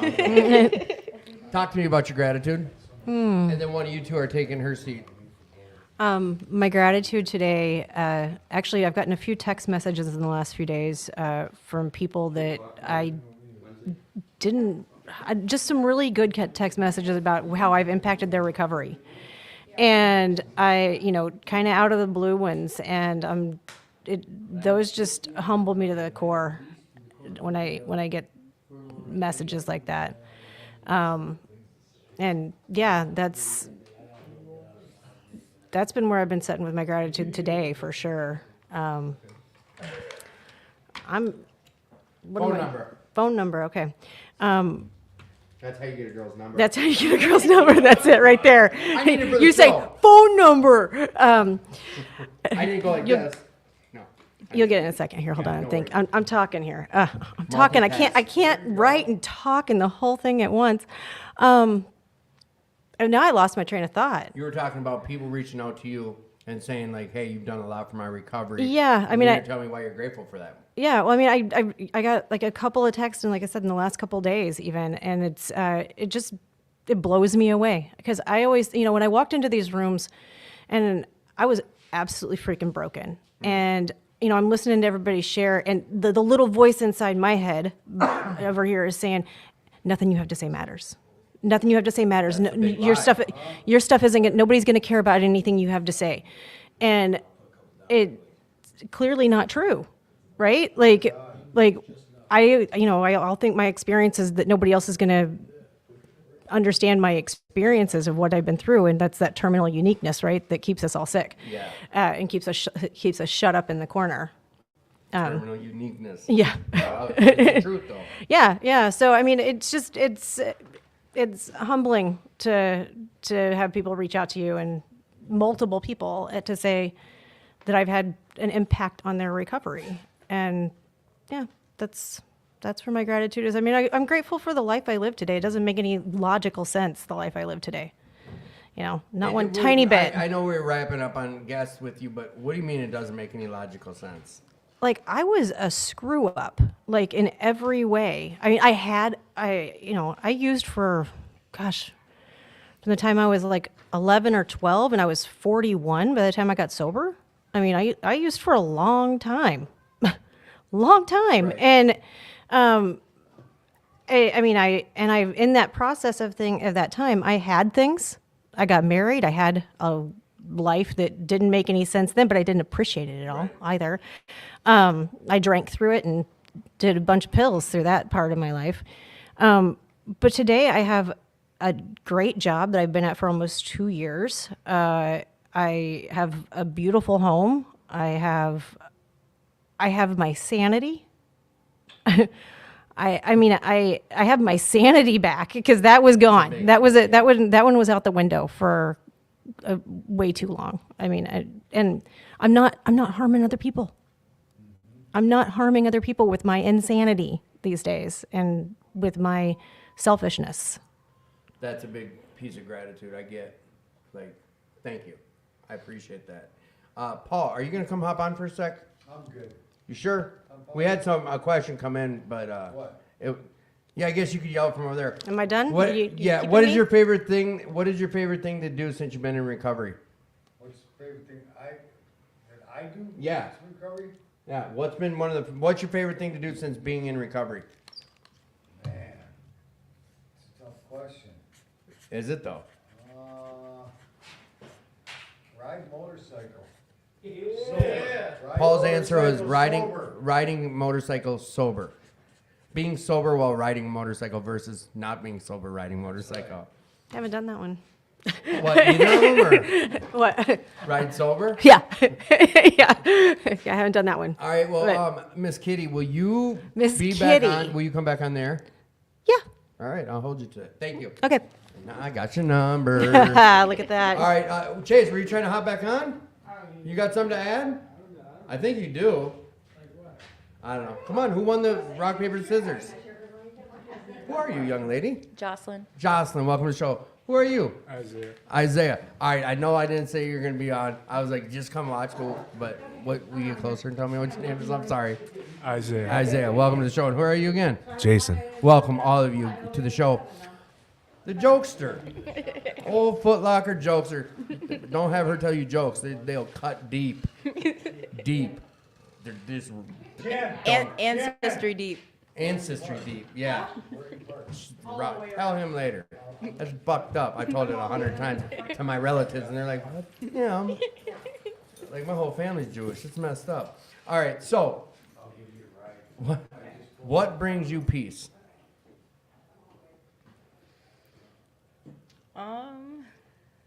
Shoot, what brings me peace? Later. Thank you, Chase. Being content. What do you mean being content? What brings me peace is knowing that I don't have to like hustle up something, you know? That I don't have to be worried about tomorrow. Being content. Being content with today. Yeah. With where you're at. Isaiah, what brings you peace? Silence. No shit? You? The one like, I'm not coming.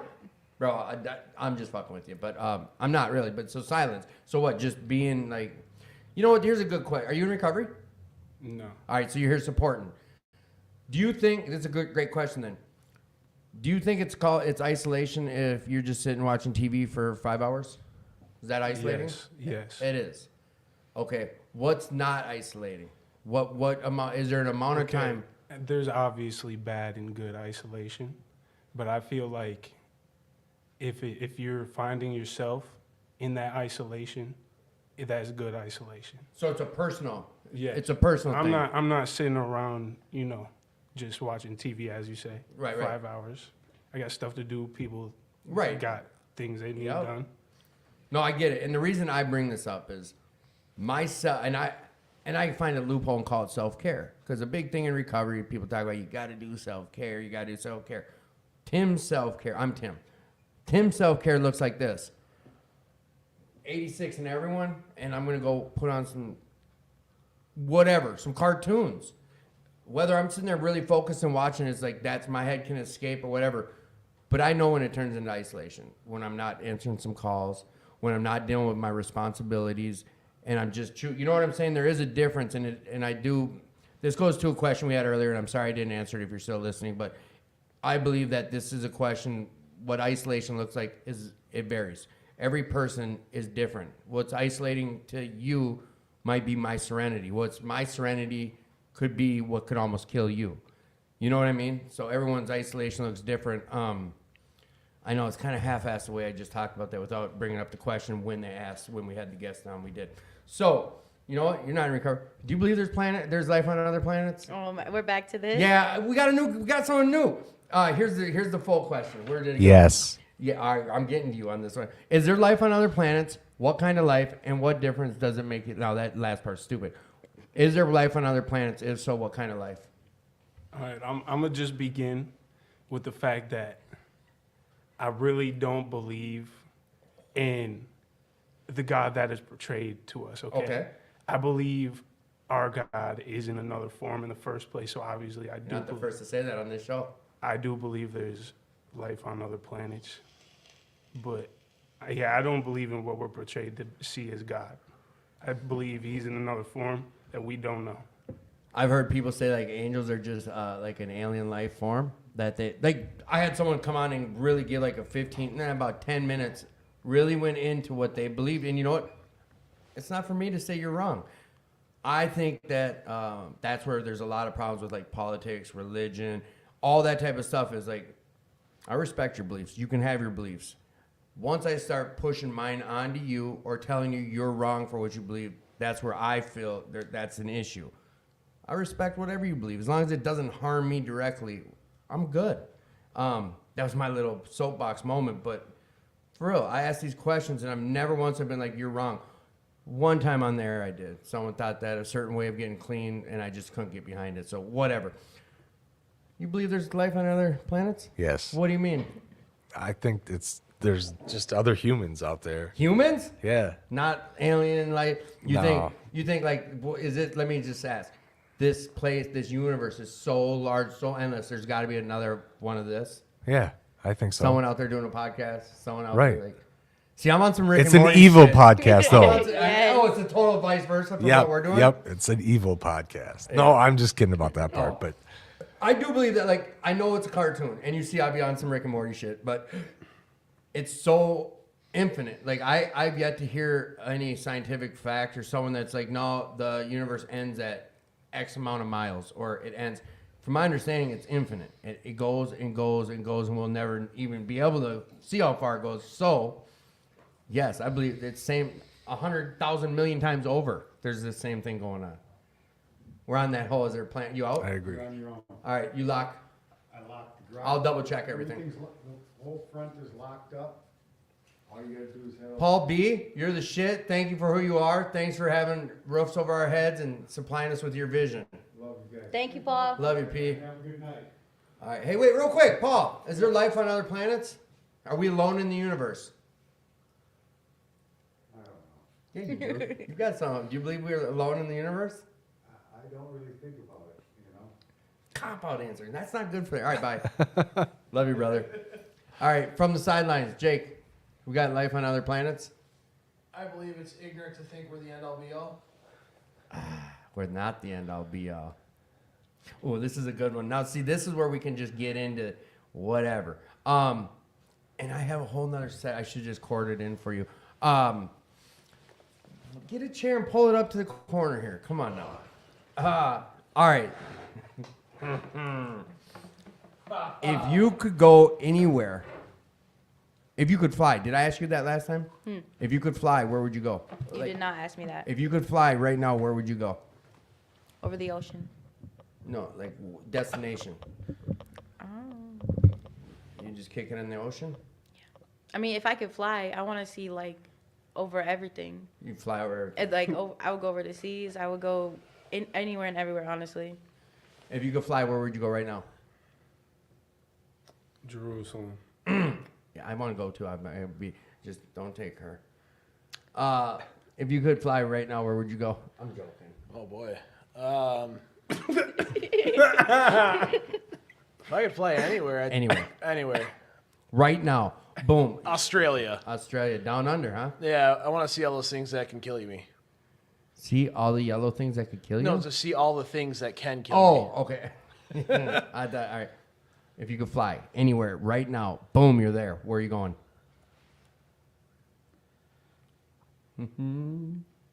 I don't know, man.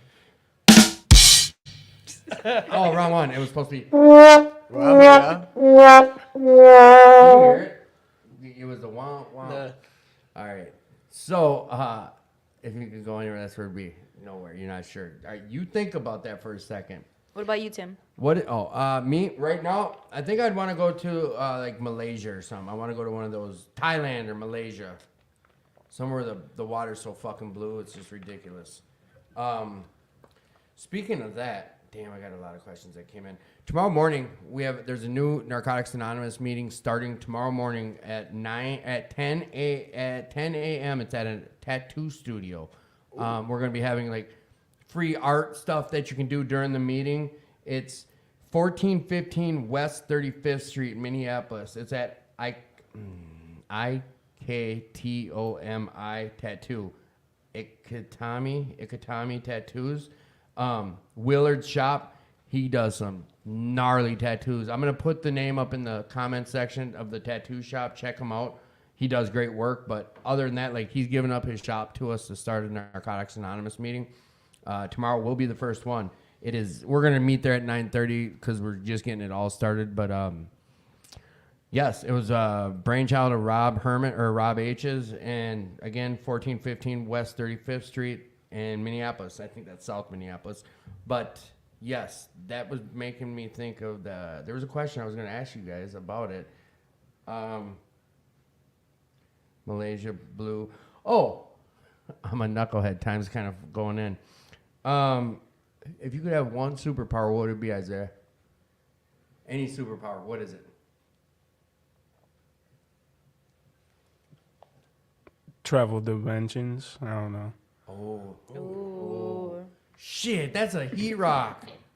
Damn. I was thinking, someone said invisibility. Someone said stretch. We had some corny ass ones. Like mine was just straight up flying. But okay. What's your superpower? Probably to heal anything. Ooh, the power to heal. This is where we get our cool lighting going when we have questions like this.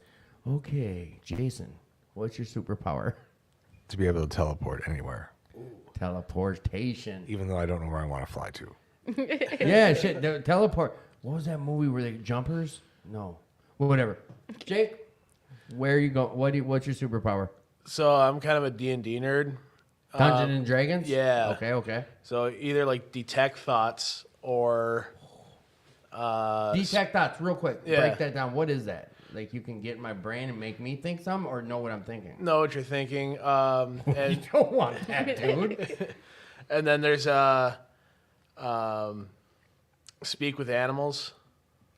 Like that's always been really cool, especially in D&D. Like Dr. Dolittle shit? Yeah. That'd be dope. Right? Like would you want like if you had do you have a dog? Do you have a cat? I got 2 dogs and 2 cats. Would you want to be able to speak to him now after the whole life you've had with him and now Yeah, really? 100%. Shit, not me. My dog would be like, Tim, what the fuck were you thinking when you ba ba ba ba ba? No, and no. You know what? I shouldn't have said that because people's heads are weird. But no. Yeah. Oh yeah, especially like the Dr. Dolittle stuff. Like be at a vet clinic and like the dog just sitting there. Yep. Butt swallow thermometer. You might want to check on that thermometer. How much information is too much information? That's very dependable. Break it down. It just is, I don't know. I like to know everything, but I really shouldn't know everything. You like to know everything, but you shouldn't know everything. It's a bendable scale. Yeah, because I would like to know everything. I mean, most people do, right? I want to know everything, all details.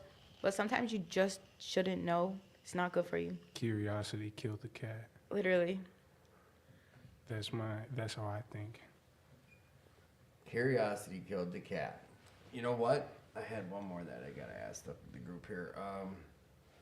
I think I asked someone. What do you like most about yourself? My personality. Your personality. Yeah. Why? Because I can, change a mood in a room. You got that Riz. Riz. What that? is that word? People keep using Riz, that. it's short for charisma. Oh, okay. I thought because someone said, "Oh, he's trying to riz you up." I was like, "What Wu-Tang is or that?" something, like RZA or who are you talking about?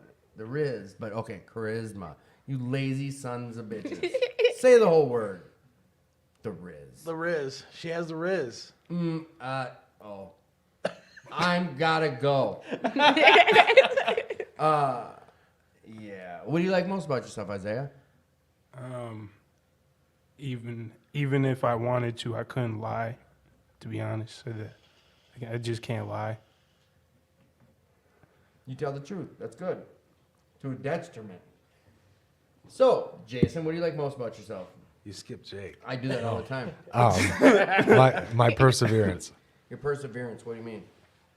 I came through a lot, and stuff that could have beat me down, I worked hard to not let it and try to persevere through it, I guess. Jake, what do you like most about yourself?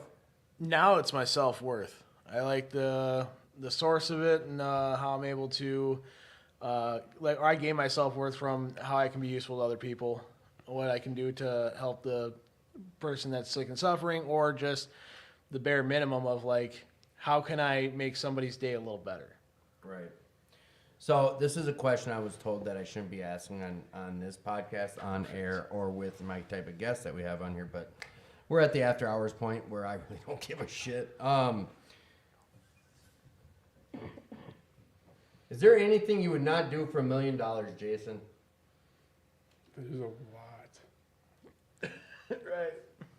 Anything I wouldn't do for $1 million? Yes. I said, I'm not gonna hurt. Let's do this. $10 million because million's not like it used to be. Is there anything you wouldn't do for $100 million? Ooh. That changed everything. Yeah, huh? that I heard changed that. $100 million talking. That's life change. That's never again working. That's any options. $100 million. Anything you would not do. I wouldn't hurt anybody. So if I say you gotta go flick Isaiah in the neck like this, like, and it's gotta hurt him, you mean like dangerously hurt someone? Yeah. All right. Oh, I think you and Isaiah would be splitting $100 million then. Yeah. You know what I'm saying though? Like, you mean you're not trying to kill someone or viciously maim them or like that? Yeah. I don't mean like hurt their feelings. If I ain't getting caught. No, I'm joking. I don't live that way no more. Is there anything you want to do for $100 million? You want the recovery answer? Or? I want the Jake answer. You I- sick motherfucker. No, Yeah. I'm joking. Well, I guess it is the recovery answer. I would not do anything that would separate my God consciousness, that connection I have. Like there's little things I do by myself, but I can go back to, I can reestablish. Nothing that would permanently cut me off from God. I got you. And you know what? I think that's what the question was supposed to trigger, was some people to identify it with the recovery. But you know what? Have you ever had a grape Sour Patch Kid? These are Sour Patch Kids? Great. Oh my gosh. You guys don't know nothing about grape Sour Patch Kids. I got a whole big ass batch of them. So, audience don't want to hear me smacking either, but that's what you get at 10 o'clock at night, 2 hours of this. What wouldn't you do for $100 million? Is there anything? Sex. Okay. That's one thing in my recovery. Even when I was using, I couldn't have sex for money. I could, but Oh, it's yeah. different, I It's think. different. Yeah, I think it's different. Okay. But there's a bunch of things, right? Like, would you murder? Not now. Ah, shit. Not now. You saw this? There's that little hesitation. She said like this, and none of it's ever gonna. I know there's a different way I'm supposed to be asking this question, and I just never. When I brought it up to other parties, they're like, "Yeah, it's probably something we shouldn't talk about on air." Would I break rules? Yeah. So Isaiah, if you could make the world one whole landmass, would you? Meaning nothing in between it. We're all one big country. Like Pangea? No. Is that what Pangea is? There's no Pangea was Pangea was the original continent where it was all one. Before land. It wasn't all one. It was. He's talking about the continents, the Eastern Europe continent. Before shit split into 7 continents, like if it could all be one, would you? No. No. Why? Because we all already hate each other. But see, now togetherness. This got brought up about 2 years ago, and they're like, see, if we were all together, they had this belief that because we're all separated, that is the start of people being separated. Is because we don't have communication, we're not in contact. I'm going down a deep ass rabbit hole that I can't regurgitate half of what he's saying, but you guys see what I'm saying. Yeah. It was one of these deals like, if we live all in the same house, we get to know each other, we know each other. If you're over on the other side of the state and I never get to see you, like, there's unknown things that I'm already making assumptions or blah, blah, blah. It's kind of out of this world. So what we're going to do now at this point in the hour is go around and share whatever you want. Is there something you'd like to talk about, share about, bring up?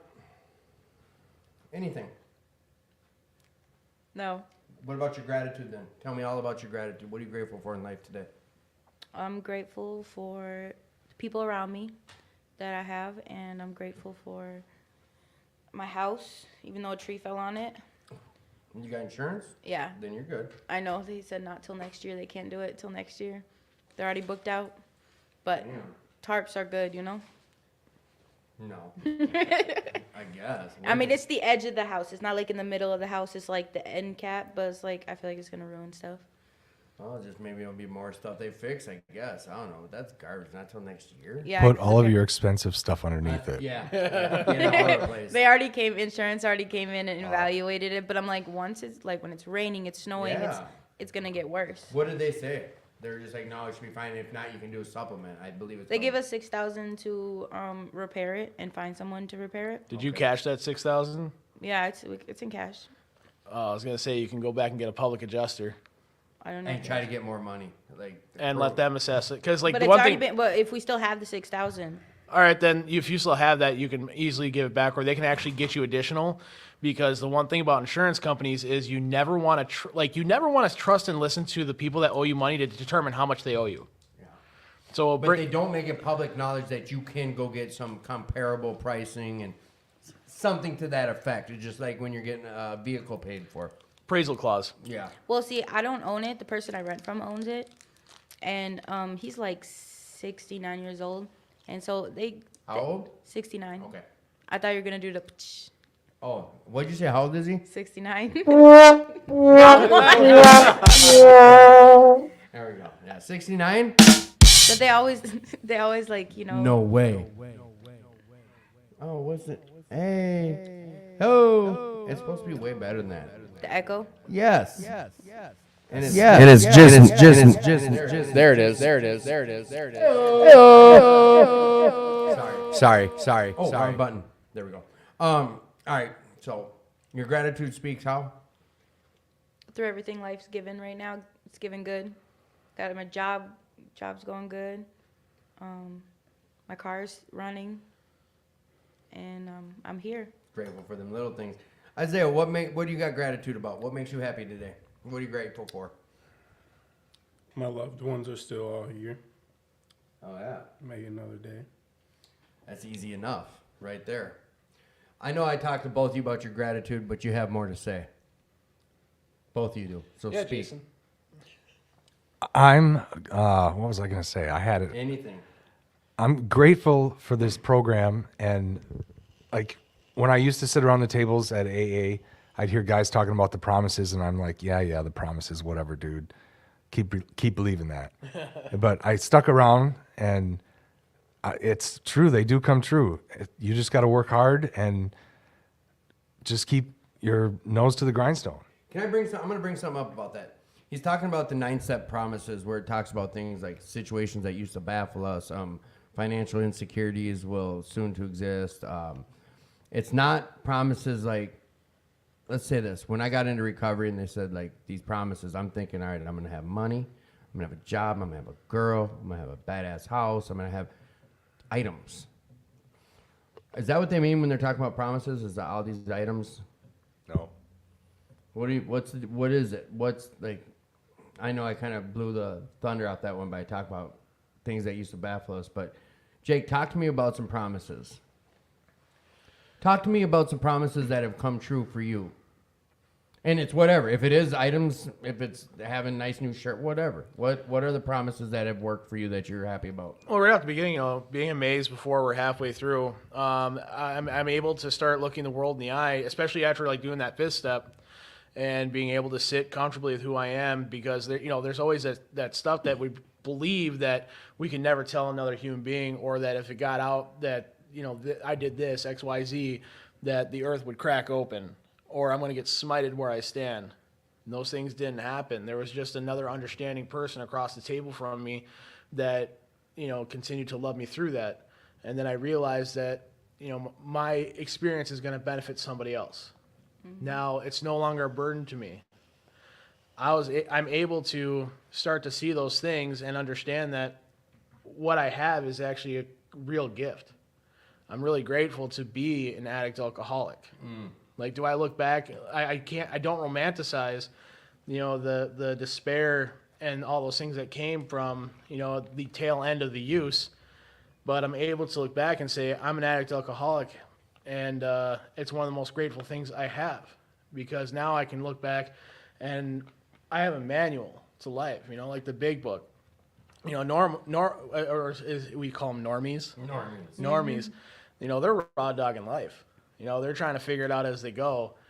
And I have, these, obviously to talk about the situations used to baffle us, that I'm able to just go in and see that, okay, I can recognize who I am, what character defects are popping up, how it affects me, and how I can make sure I don't affect somebody else. Like, say, Isaiah, right? Like, he comes on, he's like, I don't know. He's like, I'm not in recovery, and, he's here for support. But if I can sit here and just talk to him as a person to person, then that's something I'm not inflicting damage to general people out in public anymore. Right. No, and I get that. Exactly what you're saying. What I want to do real quick is read these for people who've never heard of them. Goes like this, and it's on page 89, or I think it's 89, page 83 and 84. Yeah. If we are painstaking about this phase of our development, we will be amazed before we're halfway through. We're going to know a new freedom and a new happiness. We'll not regret the past, nor will we wish to shut the door on it. We will comprehend the word serenity, and we will know peace. No matter how far down the scale we have gone, we will see how our experiences can benefit others. That feeling of uselessness and self-pity will disappear. We will lose interest in selfish things and gain interest in our fellows. Self-seeking will slip away. Our whole attitude and outlook upon life will change. Fear of people and of economic insecurities will leave us. We will intuitively know how to handle situations which used to baffle us. We will suddenly realize that God is doing for us what we could not do for ourselves. These are not extravagant promises. They are being fulfilled among us, sometimes slowly and sometimes quickly, but they always materialize when you work for them. There's a lot being said in that. And like I shared about this the other week, is like one of the biggest promises, and it might sound goofy to a lot of people, but I think it was like 2 years into my recovery, I was at New Hope, Alano, and a group of the elder statesmen and I were sitting outside one of the meeting rooms, and there's 3 of them and me. One of them asked me a question about some advice, and they all listened to what I had to say because they wanted to hear my advice. That was the biggest promise that come still to this day. One of the biggest promises. I don't know if that makes sense to you guys. What it is I used to be so full of shit. Everything I did was a lie. I was robbing, stealing, cheating, conniving, holding people hostage, kicking doors, doing the dumbest shit that I was not raised to do. My word meant nothing. No one trusted me. And then to have some guys that were really established in life and whatever, people that I looked up to, wanted to hear what I had to say. That was like the biggest promise that's ever came true for me. And that's the type of shit. I think that was right around the area when I started realizing, like, shit, these promises have nothing to do with monetary value at all. If that makes sense. All right, boys and girls. Anything else you want to add to the show tonight? Yes. Get on it. Come on, Jacob. All right, I just want to plug stuff. Is that all right? Hell, now's the time. Icky Pod up, bitch. All right, so not you. I obviously touched on ICYPA, the International Convention for Young Peoples. On the other side of that, What's ICYPA? I'm glad you asked. ICYPA it's an acronym, ICYPAA. It's the International Convention for Young People of Alcoholics Anonymous. And we're looking to have the International Convention in Minnesota. Real quick, do you have to be under a certain age? No. What does it really mean? Young at what? So it's geared towards young people or young at heart. And what the real message is that you want to see young people in Alcoholics Anonymous have success. Mm-hmm. And with the way that things are going in the world today, people are hitting their lows, their desperation, younger and younger. Like we see it just here at Will Work, right? Like the room was full of people 40 and under. Yeah. So obviously there's, especially after COVID, right? There's a huge untapped resource out there that, AA, the program, the 12 Steps of Alcoholics Anonymous, the big book, is directed towards alcoholics, but the message is carried differently by each person. And if we can have a message to be carried to the young people, then, obviously that's what the whole thing's about. Because, and that's another reason why they're coming out with a new translation big book for plain and simple language. When I was going to treatment, he told me our treatment counselor said, to replace the word alcoholic with whatever, like meth. So he said instead of alcohol, put meth addict. Have you read the 12 Steps off the wall? Same thing. So up on that wall where it says we are powerless over alcohol, there's a dash. You can insert anything. In the new writings, in the ICYPA stuff. No, just like if you walk into any Alano, there's a dash after alcohol. We are powerless over alcohol. I never noticed that. Dash. No, me neither. Right. And at that point, insert anything because even in sobriety, I can fill it with. Check too, aren't you? I can fill this with sex, gambling, food, like what have you. I can fill that hole in my soul with whatever it is that's going to bring me that instant gratification, and I'll become powerless over it in the moment. And that's why they have that dash. And it starts off with alcohol, but really it's all the same malady, right? Like you were talking about, insert meth, fentanyl, like whatever your thing is, like it's always more. Just like in the Bible, when people say God, you can, whatever is your God, you can replace it with 100%. your higher power. And that's where I come in and say that, and I know we're still in some of the thunder of what you're wanting to do right now, and you can get back to it, but I'm not here to tell anyone they're wrong with what their beliefs are. You're not wrong for how you feel, Isaiah, nor are you. And if I'm over here telling someone they're wrong about their beliefs, I got to fucking go by a mirror and figure out what's wrong with me, because it's not my job to tell someone they're wrong about their beliefs. I'm not saying that that's how you should be, but you won't see me really surrounding myself with people who are over here going to toe with people like, you can't be gay, or you can't have abortion, or you can't have abortion, or any of these things, or you got to be liberal, you got to be Democrat. Bro, that's you. If that's how you feel, more power to you. Just don't push your thoughts on me, and don't tell me, don't go to war with me if I don't see it the way you see it. I think life and society would be a lot better if that's kind of how shit was handled, but it's not. That's categorized as Karens. Karens? What, people that just don't care? No, the opposite. The other side. You have to think how I think. Yeah, no, and that's bullshit. It's my world, you're just living in it. Right. My conception of God changes every day. 100%. 100%. And whatever, like I said, the only thing you'll hear me say is I challenge people to go have an experience within a different life of happiness. All right, keep going. Icky Paw, come on. All right. Yeah, so, we touched on Icky Paw. Here in Minnesota, we have Mini Paw, right? Like, that's the Minnesota's Young People of Alcoholics Anonymous. And they actually threw that dance at 2218 on last Saturday. They did another one. They did one Friday, Saturday, and Sunday? About a year ago, they held their New Year's party. Yeah, last New Year's, they did their the first time they rented it there, and it was the best turnout that the club had in a long time. A lot of money got brought in. A lot of people showed up. Well, they had some pretty wicked T-shirts there, so. Yeah, so the young people, like the whole scene is just growing, and it's growing quick. So with that, I'm going to lead into the new meeting that's going to be coming to Robbinsdale, Alano, starting in December. So it's going to be on Saturdays, so it'll be December 2nd, so the first meeting. It's at 7 o'clock, and it's a young person's meeting at the Robbinsdale Alano. It'll be the first young person's meeting that they ever have there, and that's the second oldest Alano in the state, next to 2218. So that's a huge thing, and a lot of people from the Icky Paw Bid Committee are getting involved and starting that up. And with Robbinsdale, I'll plug the DOA meeting. That's my home group. Sunday night, 6 p.m. Woo. Otherwise, that's kind of like all I've got to plug in the immediate moment. And if you're looking for a really good men's meeting, there's two I can share about. One is at 5 o'clock on Wednesdays at 2520 North 2nd Street here at Will Work for Recovery. It's called Crosstalk at 5 o'clock. It's not a conventional meeting whatsoever. If you'd like a conventional meeting, the following day on Thursdays at 6:30 over at the New Hope Alano, there's a really great men's meeting that I've been going to for 5 years, and there's some good recovery in there. Other than that, though, I want to thank you guys for being on and sharing some stuff with us. And anyone out there listening, like if you're struggling, I said this at the beginning of the show, if you're out there struggling and you're just not sure what's next, like come check it out here. You've heard us talk about 2218. You heard us talk about Robbinsdale, Alano, New Hope, Alano, Fridley, Blaine, Alano. We talked about Serenity Village tonight. We talked about Buddhism. We talked about transcendental meditation. We talked about church. We talked about some other beings. Whatever the case is, like, go out there and you deserve some happiness. If you're struggling, like, just do something different and you deserve some happiness. You're worthy. If someone hasn't told you yet today, like, I'll tell you, I love you. You're worth the fight. Go fight for yourself.